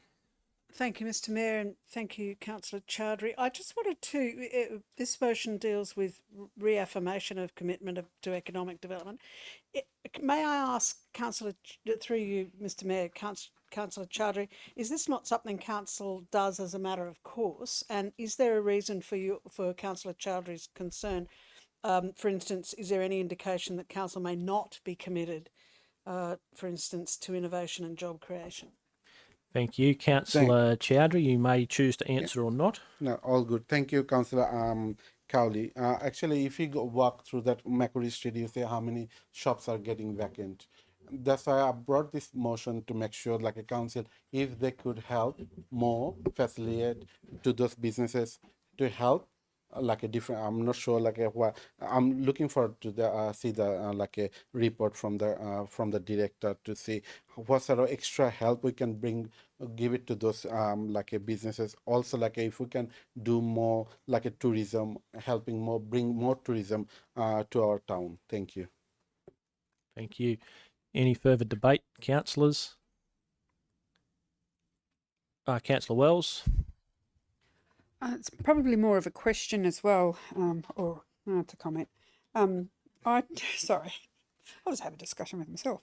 I mean, yeah, really curious as well, and probably leaning on what Councillor Cowley said around, isn't this Dubbo Regional Council's core business is about our economic growth, providing a safe community, building up our workforce, and I don't understand why it's an additional. I hear what you, my colleague, Councillor Chowdhury, talked about the vacant offices, and it is concerning. What's happening to us. Why is that happening? And one would think that the cost of living is probably a huge imposter on what's happening in the current day and age. I just think that this is part of BAU for council. Thank you. Thank you. Was that a question to the CEO or a comment? Comment. We'll take that as a comment. Nothing to say? No. Any further debate, councillors? Councillor Wright. Thanks, Mr. Chair. Just a question, actually. With just there's a couple of comments in there with respect to programs that encourage innovation, great job opportunities. There's another comment there about implementing workforce training programs. Can you give us a bit of an indication of what programs and are currently in place that council conducts on its own or in partnership with another organisation or other organisations? Do we do that already? No, that was what I was hoping we were going to do that a minute ago. Councillor, to the CEO. Ms. Brown. Ms. Brown. Thank you, Councillor Wright, for the question through you, Mr. Mayor. I'll just run through some of the initiatives we've got happening at the moment that speak to the notice of motion around large-scale industry attraction. We're currently active around a $100 million processing plant, which will bring 100 jobs to Dubbo, we're doing that by providing information to the proponent to showcase our strengths in relation to other locations that they're looking at, and I'm working with my colleague Mr. Jennings in that endeavour. As you well know, we have our industry attraction concierge. We're getting a lot of inquiries from sort of second wave energy proponents, people who are wanting to be in and around the renewable energy zone, either to access green energy or to have circular economy projects. And so that's about talking to them about a land availability and providing information to them so that they can support their own business case development. You know and love our new resident nights. We're working more closely at the moment with the Welcome Experience, which is the New South Wales Government's concierge service for incoming key workers, and making sure that what we do around new resident attraction and what that new program will do for Dubbo and Wellington is really hand in glove. So that's a really good partnership.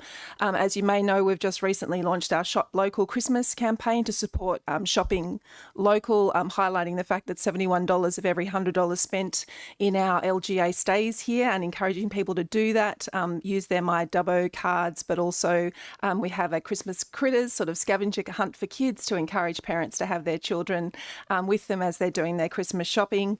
Obviously, our Renewable Energy and Career Training Centre, we're starting to develop the partnerships and community engagement plan behind that, and considering the project governance in preparation for hopefully a positive grant application announcement.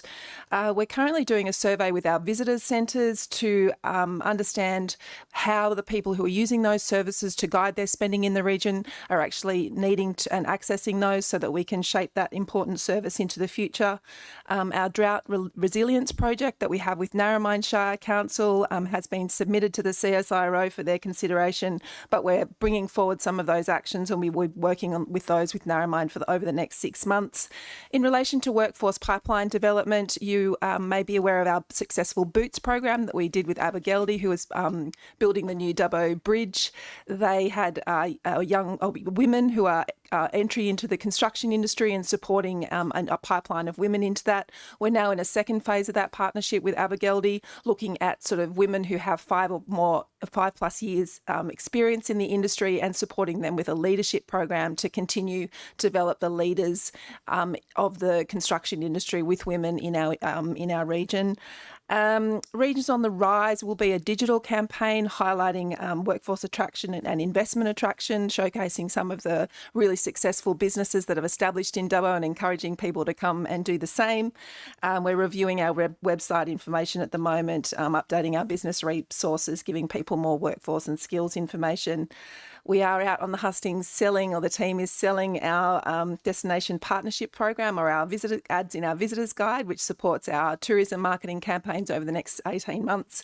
We're nearly sold there and have a waiting list, so that's been very strongly supported by businesses right across the LGA, including Dubbo and Wellington. And we're working on copy on a sort of a broader investment guide, sort of talking about, as I said, the strengths of the Dubbo region. So that's just some of the things that the ED team is doing at the moment. Thank you for that. Councillor Wright.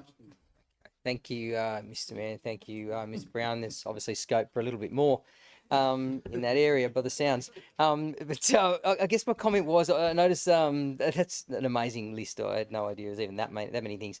So well done to the team. I noticed was comment there with respect to agriculture and diversifying away from agriculture and meat production. Just looking at the REN plan data, that tells me I think agriculture is probably the number 8 on that number of industries in Dubbo, employing about 1,100 people. I think health employs nearly 20% of people, over 5,000 people. So agriculture is a long way down the list of employers in our LGA. Health and education, retail, a lot of those are a lot further up the list. So, look, I'm happy to support this because certainly I want to reaffirm Council's commitment to economic development. But as per Ms. Brown's comments there, there's obviously a lot that the team are already doing. And I guess if reaffirming and passing this motion it commits us to continuing along those lines, then certainly I'm happy to support it as a result. So. Thank you. Any further debate, councillors? I'll just say one thing quickly before we go back to Councillor Chowdhury.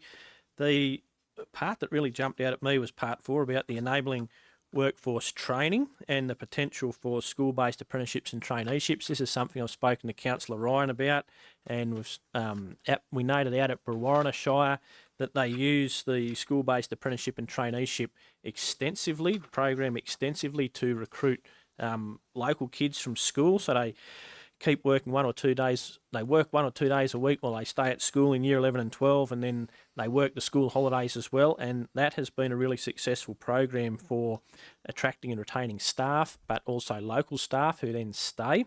And the comment was made, when you get them at 16, the kids, that they really develop that work ethic that they're really after. So that's something from point 4 that I think as a council we could really look at, especially in Wellington, where we've seen a list of jobs, on previous council saw a list of jobs that hadn't been filled, but also in Dubbo here, getting local kids into local jobs, and they could really work their whole career there. And we know that there's currently the New South Wales government paying for all these apprenticeships and traineeships on councils, so that's something that I feel that as a council we could really make a lot of headway in that area going forward. Thank you. Back to Councillor Chowdhury as the mover. All good, Mr. Mayor. Thank you. Thank you, councillors. I'll now open the electronic voting.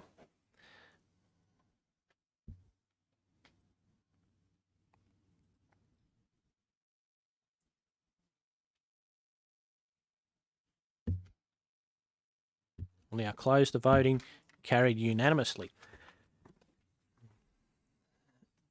The next item is item CCL 24/310, 2024-2025 Spark Support Grant Program Round 1.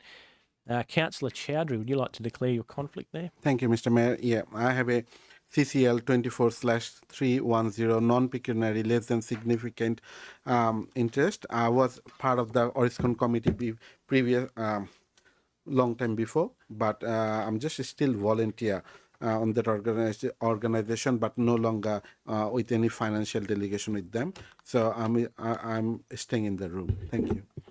Thank you. Do I have someone to move that motion? Councillor Richardson, thank you very much, and seconded by Councillor, we'll go up to Councillor Wright. Councillor Richardson, would you like to speak to the motion? No, thank you, Mr Mayor. Thank you. Any other debate, councillors? There being none, we'll put that. Councillors, I've opened the voting. Please cast your votes.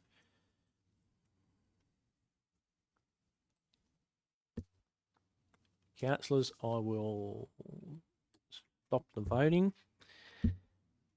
Carried unanimously. Item CCL 24/311, 2025 to 2029 Community Safety and Crime Prevention Plan. Do I have someone to move that? Councillor Chowdhury, seconded by Councillor Toynton. Councillor Chowdhury, would you like to speak to the motion? No, I'm good. Thank you, Mr. Mayor. Thank you. Any other debate, councillors? Councillor Wright?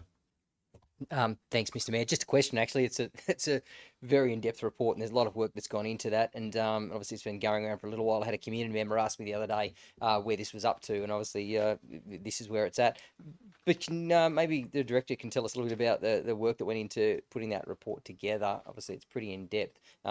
If you can sort of give us that bit of an idea, because there's a fair bit of community involvement in that. So it's a community document more so than a council document, from what I'm led to believe. So. Thank you to the CEO through to the Director. Mr Arms. Thank you, Mr Mayor and CEO, through you. Thank you for the opportunity, Councillor, to talk about this. It's a document that we're proud of. It's come from a good period of consultation, so 12 to 18 months. The previous council first raised this in the sort of just before mid-year last calendar year, and we've been hard at work since then. We've done literature reviews, we've attended conferences, we've had councillor workshops and worked with our community committees. We've been part of the Community Safety Crime Prevention Network, which is primarily Sydney Basin-based group, but it's broader than that. We've established a reference group to help us build this plan, and we've engaged in a deep Your Say engagement exercise as well for our Your Say platform, which is really successful. We had over nearly 3,000 visits to that with 419 contributions. The drop pin exercise for that Your Say engagement was really insightful. There was just over 217 locations where people identified places where they felt concerns around safety. So 201 of those were in Dubbo, 9 in Wellington, and the villages make up the balance. Of the ones in Dubbo, it was the Dubbo CBD and then primarily Macquarie Street, and then 9 locations within Macquarie Street, which focus as a focal point for us. In the plan, in our actions are influenced by that. The key issues that people raised was antisocial behaviour and not feeling safe after dark, and certainly female contributors to the Your Say program were really pronounced in their contributions around safety. There's a desire from the community for interventions around CCTV and lighting, were 2 of the big ones, and a small gap then to maintenance and upkeep, just the feeling of how we're maintaining our public areas. So from there, we had 26 actions that we built with 3 focus areas. So we're seeking to reduce opportunities by better environmental design and build awareness through relationships and engage with the community more. I think that's the thrust of our 26 actions. We're very keen and very definite about what our role is. We've talked a bit about tonight about what our role is, and this plan is really clear on that, I hope. We see our role in down 4 key pathways as a provider or a leader or a collaborator and advocator, and how council slips in and out of our roles there differs slightly. One of the key elements that we recommend in the plan is the establishment of a reference group. So we would see that being chaired by a councillor, but have a government and non-government and community representation on it. We've been speaking to a couple of councils that have a similar model, and that they're happy with it, and we think it would work for us. So we would look forward to building that. We would see that working together quarterly during business hours. Like that's a key distinction that I'd like to make at this point, that reference group is a business hours group. And the purpose of that is to share information, problem solve, and hold each other accountable for the things that we say and do. So that's the report that you have in front of you. We built it in-house, right? So it was really a one-team effort. Our social professionals and media engagement, marketing, our customer experience team, our economic development and strategic urban planning teams worked together over the course of that time. It was a real joy to work with them on this. And we look forward to, with your endorsement, putting it out for community and public exhibition, and look forward to their feedback. And I just end with, whilst that's all happening, we're rolling up our youth action plan to the start line. So that's out on our Your Say platform now, and closes on the 15th of December. We've already got 271 contributions to that, and we're hoping to get certainly above 300 and maybe push 400, which would be ecstatic and a great outcome. So that's the plan. Happy to answer any questions that you may have, but over to you. Thank you. Councillor Cowley. Through you, Mr. Mayor, I think Mr. Arms, you can be justifiably proud of this. It's a terrific plan. It's very comprehensive. This is maybe more of a comment, although I would like to, as we discussed, tease out a little bit more which not-for-profits and service provider agencies were involved in the development of the plan. I think also it's important that we call out, as you have done, the role of council. We've talked a lot about that tonight, and I think Councillor Dickerson was one who coined the phrase, or who used the phrase "staying in our lane." I think it's really important in terms of the community that we don't foster unrealistic expectations about what we can and can't do as council. These things often, with the benefit of bitter experience, turn into dog whistling. For the always populist and political touchpoint of law and order, and that unfortunately often degenerates into a tug of war that sees some of our most vulnerable people, young people in particular, being used as political footballs, and I would hate to see that happen with this. Page 8 of the draft plan is particularly good with its overview of what council can and can't do, and what the community itself can do as well. There are some terrific practical suggestions there and tangible things that council can do. I would also like to see some more concrete information, or just for my own benefit, on how some of these things might be achieved. For instance, on page 16 of the report, and I'm just pulling out one of the examples, an action item being public places and spaces designed with the application of Transport for New South Wales, quote, Safer Cities program, which has a focus on helping improve perceptions of safety by women, girls and gender diverse people, for which council would take a leader role, but what practically would that involve? So I think some teasing out a little bit more for the community's benefit as well as ours as to how those things might practically work. But my congratulations, it's terrific. Let's just not use it as dog whistling. Further comments and debate? I'll just quickly say before we go back to the mover, a fantastic report from Mr. Arms and his team. There's a whole heap of things in there that council can have an input into, and even just street lighting. And people were saying, oh yeah, we need more street lighting to feel safe in our area, lighting in public spaces and CCTV cameras, and we've got a great heat map there of the areas where that can be applied that we may not have had before. The youth action plan is very exciting. We know that you can't police your way out of antisocial behaviour and crime problems. It has to be like a whole wraparound services. And one of the great things that council can do, other than what's in this report, is, as I've been saying for quite some time now, is advocacy and advocating for the resources that we need in our community to make our community a better place and a safe place. So we've got to start somewhere. Council has a role to play. We're obviously not in charge of police and a whole heap of other things, but we do certainly have a role to play, and this document shows that we can do something and what we're able to do. Back to the mover, Councillor, was it Chowdhury? I'm good, thank you, Mr. Mayor. Thank you. Councillors, I will now put the motion and open the electronic voting.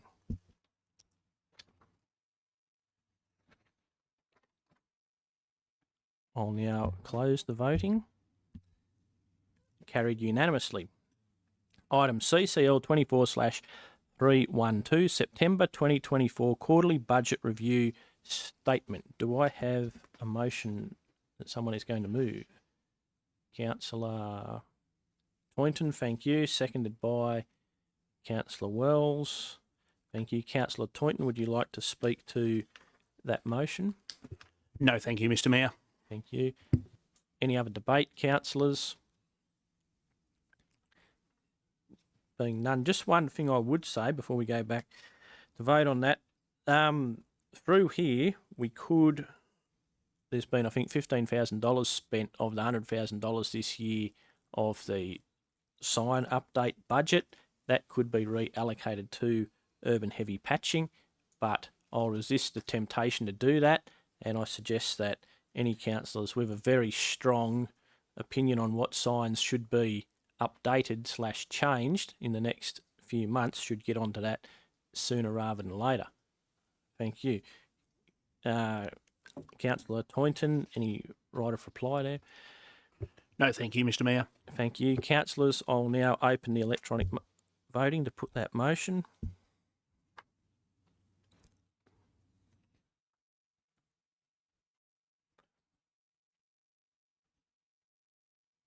I'll now close the voting. Carried unanimously. The draft, item CCL 24/313, Draft Council Policy Code of Meeting Practice. Do I have a motion? Councillor Dickerson. Thank you, Mr. Mayor. I'll read this one out because it's different to what's in our business papers. That the Draft Council Policy Code of Meeting Practice as attached as Appendix 1 be endorsed for the purpose of public exhibition for a period of 42 days, and that prior to exhibition it be amended as below. A 5.19, when a councillor requests to attend a meeting by audio-visual link, replace the specified 24 hours notice with by 1.5 hours prior to the meeting unless extenuating circumstances apply. B, 3.9, a councillor may give notice of any business they wish to be considered by the council at its next ordinary meeting by way of a notice of motion. To be included on the agenda of the meeting, the notice of motion must be in writing and must be submitted by 12 midday on the day that is 8 calendar days before the meeting, not including the day of the meeting in the count. For example, if a meeting is scheduled for 5:30 p.m. on a Tuesday, the notice of motion must be submitted by 12 midday on the Monday of the previous week. C, 8.5a, questions on notice must be lodged in writing with the Chief Executive Officer by 12 midday on the day that is 8 calendar days before the meeting, not including the day of the meeting in the count. For example, if a meeting is scheduled for 5:30 p.m. on a Tuesday, the notice of motion must be submitted by 12 midday on the Monday of the previous week. D, that council also update the Code of Meeting Practice to correct the below typographical errors and or minor updates. In page 170, when it talks about council holding the meeting for the ensuing year, that's now changed to 2 years, so that it would now be the time, date and place of ordinary meetings will be determined during the ordinary meeting of council held in September following the mayoral election for the ensuing 2 years. On page 180, there's a typo there with audio-visual link, which will now be changed to audio-visual link. Point 2, that a further report be submitted to council detailing the results of public exhibition for adoption of the final policy. Thank you. Councillors, is there a seconder for that? Councillor Wells, thank you. The mover, Councillor Dickerson, would you like to speak to your motion? No, thanks. Thank you. Any further debate, councillors? There being none, I will open the voting to put that motion, councillors.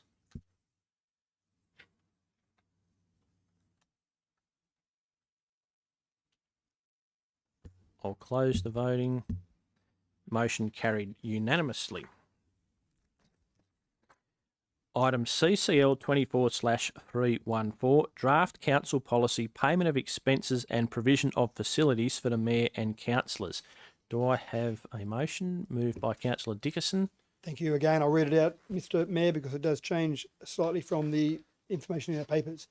Point 1, that council update the payment of expenses and provision of facilities for the mayor and councillors as follows. A, if the mayor so chooses, a vehicle will be provided in accordance with the corporate fleet policy. This service is reviewed following each mayoral election, having regard to the sustainability of the vehicle prior to changeover. Point B, remove the $10,000 limit for the mayoral travel reimbursement in line with the proposed removal of the second paragraph at 4.2.4, mayor utilising personal vehicle. And C, that council update the payment of expenses and provision of facilities for the mayor and councillors to correct the below typographical errors. There's a point there where the rates of accommodation and meal amounts are determined by the Australian Taxation Office. Slight update there. On pages 13 and 14 of the policy, the word alternate needs to be replaced multiple times with alternative. The next one is that council vehicle allowance claims must be for the most direct route must be taken is incorrect. Council vehicle allowance claims must be for the most direct route able to be taken. And the last one is in the payment for personal use of vehicles. Update the Local Government State Award 2020 to be the current version of the Local Government State Award and remove the individual values because they'll reflect what's in the State Award. Thank you, Mr Mayor. Thank you. A seconder, Councillor Chowdhury. Councillor Dickerson, would you like to speak to your motion? Only one minor part there with the removal of the personal vehicle for the mayor as it was written in the actual meeting, so the policy, it actually had a contradiction there where the mayor could claim reimbursement in one section, but then wasn't able to have a personal car in the other section. So that's been tidied up and the other ones are minor changes. Any further debate, councillors? There being none, I will open the voting. Please vote electronically.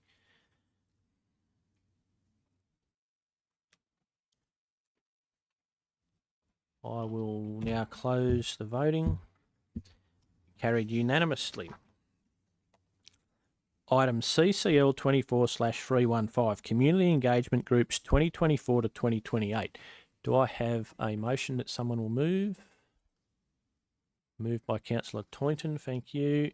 Seconded by Councillor Cowley, thank you. Councillor Toynton, would you like to speak to your motion? No, thank you, Mr Mayor. Thank you. Any further debate? Councillor Dickerson. I sort of foreshadow a motion, Mr Mayor. I can't move this as an amendment because it does completely has some negatives to the initial motion there.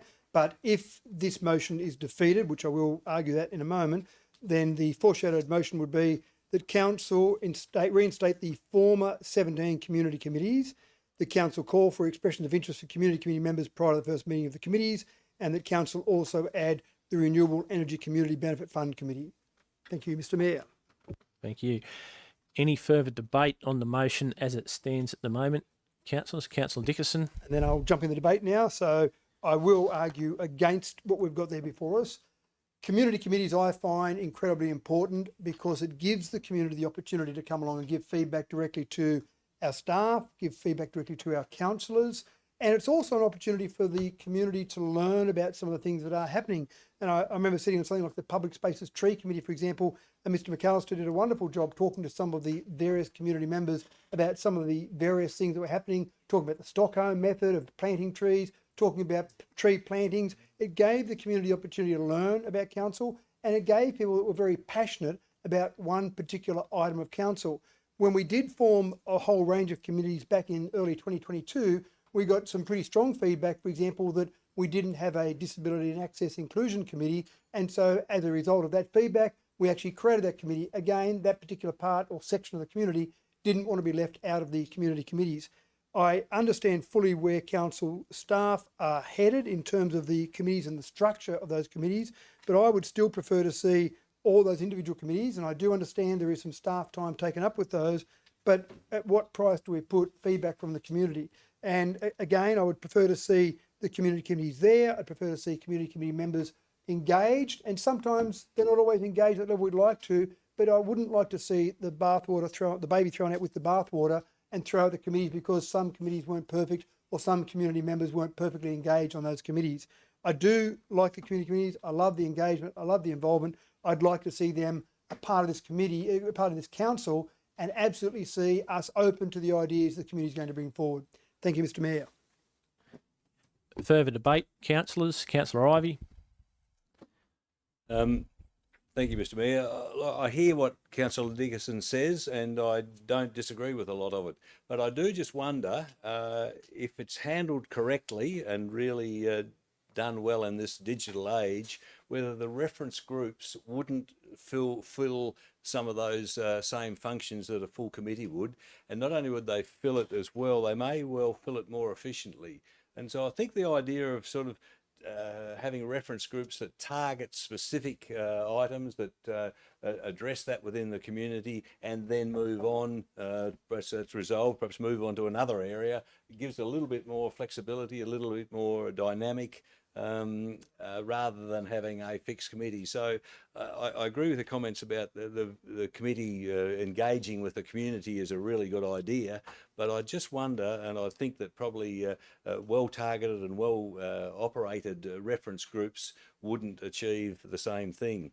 The other issue which I'd just like to say in looking at the recommended committees there, which includes the Renewable Energy Community Benefit Fund Committee. That is a new committee, and again, going back to my motion earlier, that with the number of renewable projects we're getting within this LGA, that committee, as an umbrella committee, if you like, I think is going to be very important, because it's going to be vital that the community benefit funds which flow from these different projects are coordinated, are targeted, done with some medium to long-term planning, and you need an overarching committee to do that. In advocating for that, or agreeing with that idea that the Renewable Energy Committee Benefit Fund Community Benefit Fund Committee be established, I think it's important though that the local communities that are hosting the different renewable projects, where the Kerrs Creek Wind Farm or the Spices Creek Wind Farm, or some or even the large-scale battery storages, those communities which are affected by those projects must be able to feed their recommendations through into this overarching committee. So I think the challenge will be, from the council's perspective, to make sure that those local based committees are established so that they can feed in worthwhile information into the Renewable Energy Community Benefit Fund Committee. Thank you. Thank you. Councillor Cowley.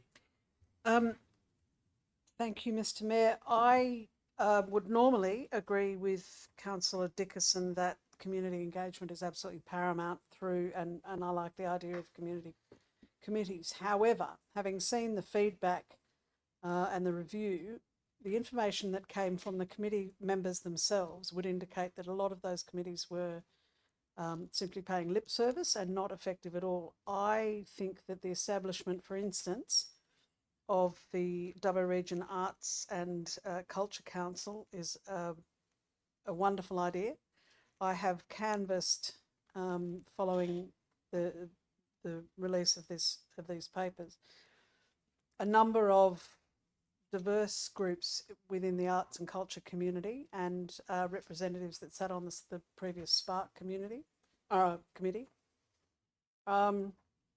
about the idea of a council, a regional arts council, which they seem to feel, and I agree with, has a certain gravitas that Spark didn't. It was an overwhelmingly positive response, if cautious, given their muscle memory from the Spark committee. But I think we've all seen how effective the Sports Council has been over the past couple of decades.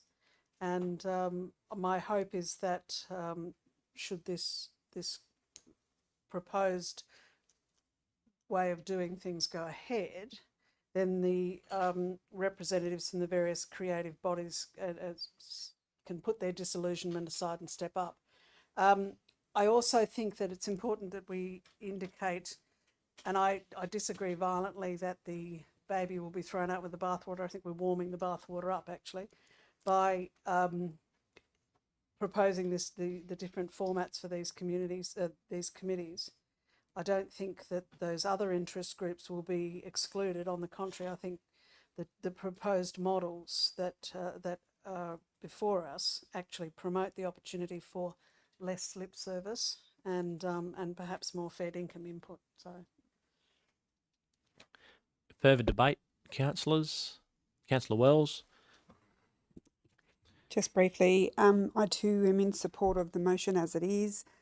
Look, I was on chairing a couple of those committees that I felt that we could have had some better traction or looked at them differently. So very much in favour of the way that we're going. I still believe we're going to get strong engagement from our community. They'll be in the reference groups or they'll be in the interest councils, and agree with Councillor Cowley around the Dubbo Region Sports Council and how effective it has been over the years. This will, in my view, create some efficiencies, and I think we've listed the relevant council committees there, and I agree with those, and I think it's about time we did something different and give it a crack. Thank you. Further debate? I'll just ask a question of the CEO. The three levels, they've got the council community committees, the Dubbo Region interest councils and the reference groups. Is there any indication on how often, say, the reference groups may meet? And is there an ability to move different groups from one column to the other, should the need be, as we work through the process over the next year or so? Through you, Mr. Mayor, it's a council decision, so any time after 3 months you can overlay a new decision. So if something's not being effective, there's no egos in this. It is the intent of staff in the report to get more effective community consultation deriving from the feedback we had. So there's nothing stopping in the future, but I might throw to Ms. Brown for the feedback. Thank you. Through you, Mr. Mayor. I think you're absolutely right. You know, once we get these going and the feedback that is considered, council could consider changing that around to enable the outcome of seeking the right level of engagement to the right level of influence, which is underpinned by our engagement strategy for council.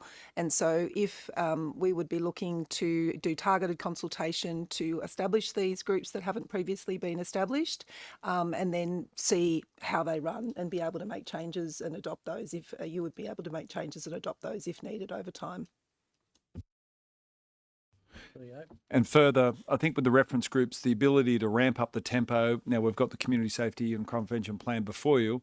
Well, that will be doing a lot of work early on, and as it gets to a more even tempo of the workload, that might create bigger spaces between when they meet, and that will then avoid some of the criticism we received from the last ones that felt they were meeting for the sake of the meeting without anything substantive on the agenda, and that's certainly feedback from staff as well as community as well. Thank you. Any further debate, councillors? There being none, back to the mover, Councillor Toynton, for a right of reply to anything. No, thank you, Mr. Mayor. Thank you. Councillors, I'll now put the motion. Electronic voting is open.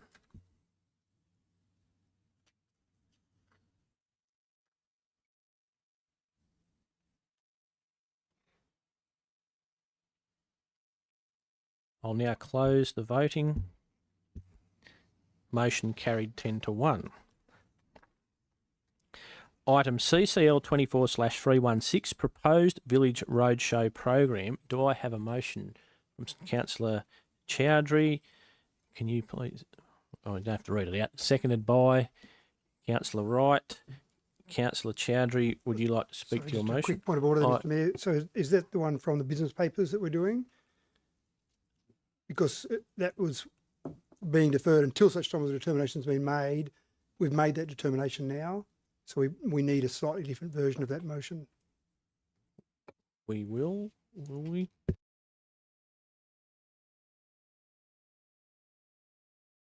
If I can suggest something, Mr. Mayor, you could just get rid of the first part of the sentence and just say the Villages Community Committee can be involved in the development of a potential schedule and format for Villages Roadshow. Just get rid of the first part that talks about the deferral. Thank you. Councillor Chowdhury, are you happy with that? That's the motion moved? Yep. Thank you. Any debate? Councillor Chowdhury, would you like to speak to that motion? No, thank you, Mr. Mayor. I think, sorry, I just quickly make a comment. I think I already spoken with the director, and I think it's really good to see the village committee being formed, and with that stakeholder, we can take the right decision and we can make the proper plan. Thank you. Thank you. Any other debate, councillors? Councillor Ivey? Just a question, Mr. Mayor. Is it likely to, is it contradict or does it go against an earlier undertaking that council would run a village roadshow? We would actually go out and visit. Was there not some undertaking that we would look at that, or that would be undertaken? To the CEO. I think what we're talking about is we're still going ahead, but we've got to work on the mechanics with the villages themselves. So I think it's reinforced. It's a bit of the how-to in terms of delivering the previous resolution of council is how I see that. Further debate? No. Back to Councillor Chowdhury as the mover of the motion. Good with that. Thank you, councillors. I will open the voting. Please cast your vote.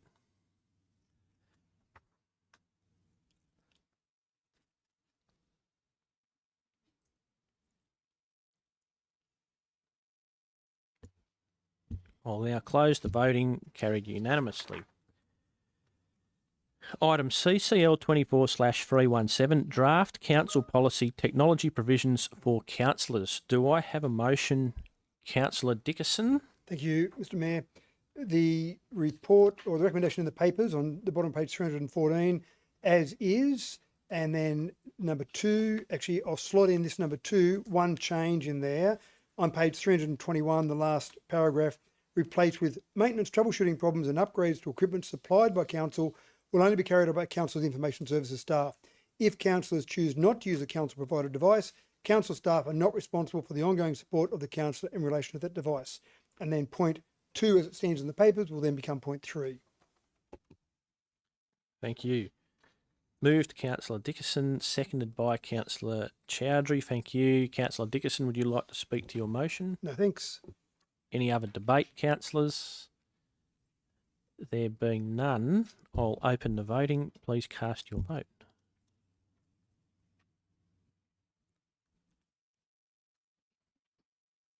I'll now close the voting. Carried unanimously. Confidential items under Section 10A of the Local Government Act, the next items being CCL 24/319, CCL 24/320, CCL 24/321 and CCL 24/322 have been identified as likely to be discussed in a closed session. Can I now have someone move us into confidential session to deal with the confidential items? Moved Councillor Wright, seconded by Councillor Ivey. We have no applications from members of the public to make their representations regarding whether the meeting should be closed to the public. Do any members of the public gallery have any comments to make regarding the proposal to hear the items in a closed session of council pursuant to Section 10A4 of the Act? Any further debate, councillors, before we put that? We're both happy to leave. Oh, thank you. Didn't see the light on up there behind Councillor Wright's head. I now put the motion. Electronic voting will now open. Please cast your votes. I'll now close the voting. Motion carried unanimously. I'll now move to closed session, the time being 9:15 p.m. The streaming will now be turned off and any members of the public will be asked to leave the chamber. The chamber will be reopened and the live stream restarted after deliberations on this matter, with the resolutions to be made public. Please stop the web streaming.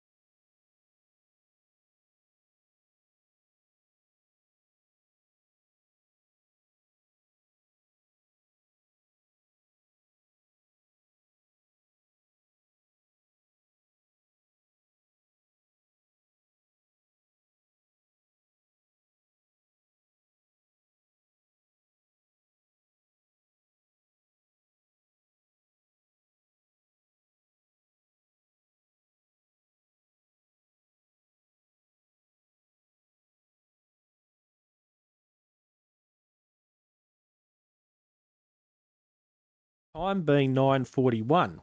Please start the web streaming. Council returns to open session at time being 9:41 p.m. Welcome back. Please refer to the following slides for the resolutions from the closed session of Council.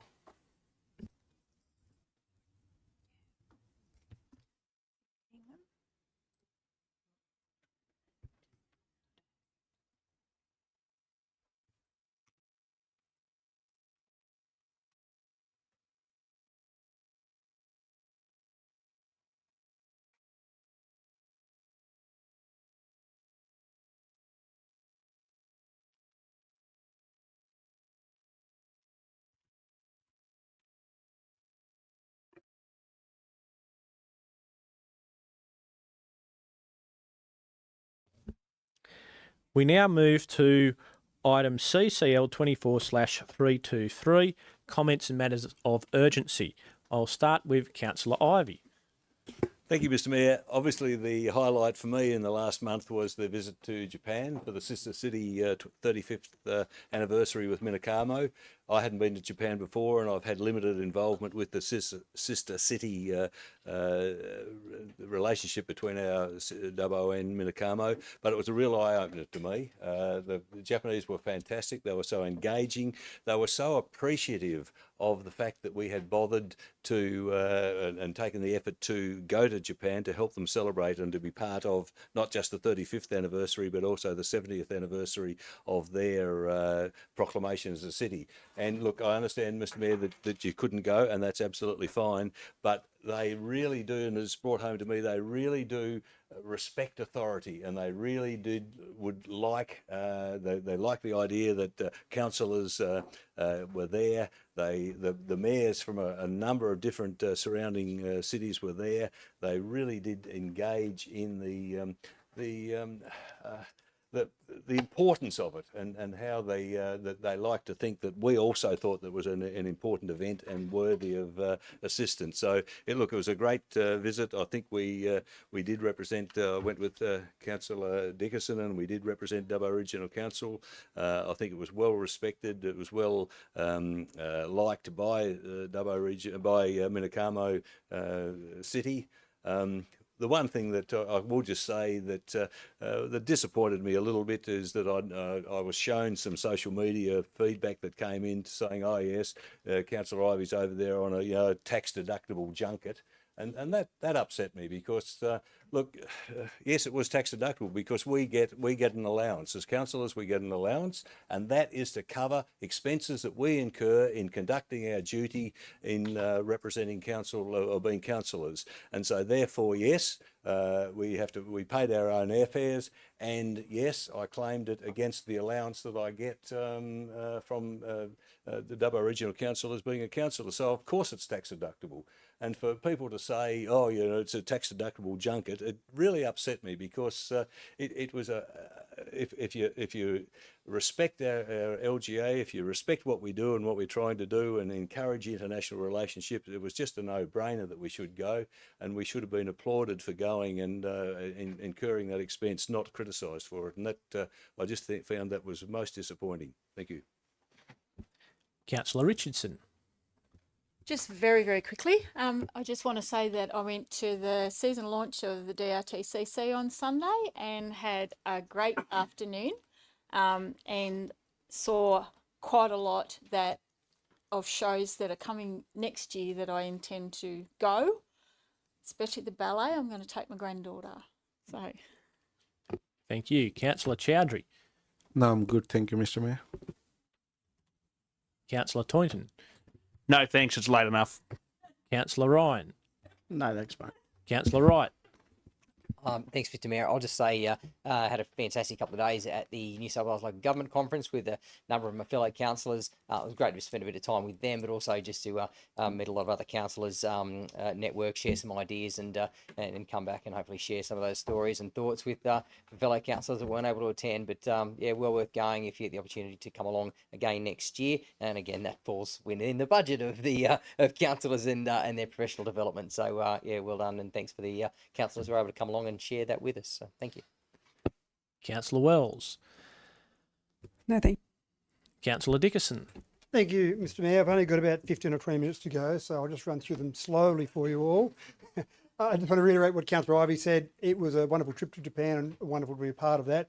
And I obviously need to change accountants. I might have to go and see Councillor Ivey as an accountant because actually this week I've got to go to Japan again for Claire for local government relations. I've been to one of their trips before. That'll be my 9th trip overseas representing council. And I'm yet to claim any of those as tax deductions. So I need to go and talk to you, Councillor Ivey, and see what I'm doing wrong there. So obviously there's something there. The local government conference certainly was a wonderful event as well. Dubbo Day, great to see those 16 award winners at Dubbo Day on our 175th anniversary of Dubbo Day. The Bennelong Bridge opening, all the work we went through in the previous council to get there. I'm keen to see the Coomabella crossing open as well. And I just want to mention one thing from the local government conference. I think it was hard to say exactly what the highlight was. The transgender toilet debate was fascinating. It seemed like we've started a trend talking about toilets across the state. But the speaker on the Tuesday, Liz Ellis, the former Australian netball captain and Netball Australia, she was actually a wonderful speaker. And one of the quotes that stuck in my mind was, "If it's to be, it's up to me." And she spoke about leadership in a whole range of areas, and it was well and truly worth seeing. It was a bit disappointing that crowd had started to filter down by that stage. It was the last speaker, so there'd probably been a few of the conference attendees that had left by then. But I think she was a really valuable speaker. And just some of the ideas she's got, we might see them implemented somewhere in Dubbo sometime in the near future. But yeah, good to see councillors. I think 7 councillors attended the conference. Good to see so many councillors there attending the conference. Look forward to another trip to Japan this week. I'll report on that when I come back from that one. Councillor Cowley. Please don't lynch me in the town square. I know it's very late. Just on the DRTCC season launch, may I just say that I had intended to be there, but let's just say when you're doing gardening with spiky plants, you really should wear PPE for your eyes. So suffice to say, I didn't make it, which I'm particularly bummed about. But the conference that we went to, towards the end, as Councillor Dickerson said, the keynote speaker was Liz Ellis, who, and Councillors Wright and Dickerson and the CEO were with me while we listened to Liz Ellis, who, apart from being a fabulous human being, yes, there's a bit of fangirling going on there, is also an ambassador for an organisation called Share the Dignity, which is a project that helps support women and girls who need to access period products. Now, I don't know, I'm making a bit of an assumption here, but I'm guessing of my colleagues around the table, it's probably a while since you bought a box of tampons. I'm 60 years old, so it's a while since I've bought a box of tampons. Having said that, just yesterday I bought a whole heap of period products to put into a bag that our Rotary Club was collecting for another of the projects for Share the Dignity. And suffice to say, they are expensive little buggers. And nearly half of Australia's school-age girls have skipped school at some point because of their periods. I don't need to go into, at this time of night or perhaps in this forum, what women and girls who can't afford period products do when they can't afford those products. But one of the suggestions that Liz had was a project that Share the Dignity has to place vending machines for period products into public places that dispense free period products for girls and women who can't access them by themselves. And she was talking about the role that councils might be able to play in placing these vending machines in places for access for girls and women. They cost $25,000, but that's something council could probably look into supporting as a community service. And Councillor Dickerson has actually approached Share the Dignity for some more information, which when it becomes available, we will share with you. I will be sharing a link to you all for Share the Dignity for some more information. But I think it's something that we could certainly look into with a philanthropic or corporate sponsor and as a community service. And it's something I think that there is an enormous need. And if we're talking about a safe environment for all our residents, this is certainly part of that. So I would urge you to have a look at the information when we get it to you, and just running it up the flag that we may well come back to with a proposal. Councillor Butler. No, for my next half an hour speech, but no, I just wanted to be thankful for local government New South Wales for sending us over, like Councillor Wright mentioned. That was very grateful, and it was a wonderful experience. And the launch at the Geary Cafe gallery was also quite a wonderful event, attended by many here, and I thought that was a wonderful event. So thank you once again, and have a good night. Thank you. There are no further items for consideration of the ordinary council meeting. I declare the meeting closed, the time being 9:52 p.m. Web streaming has now been completed. Thank you for your attendance. Please.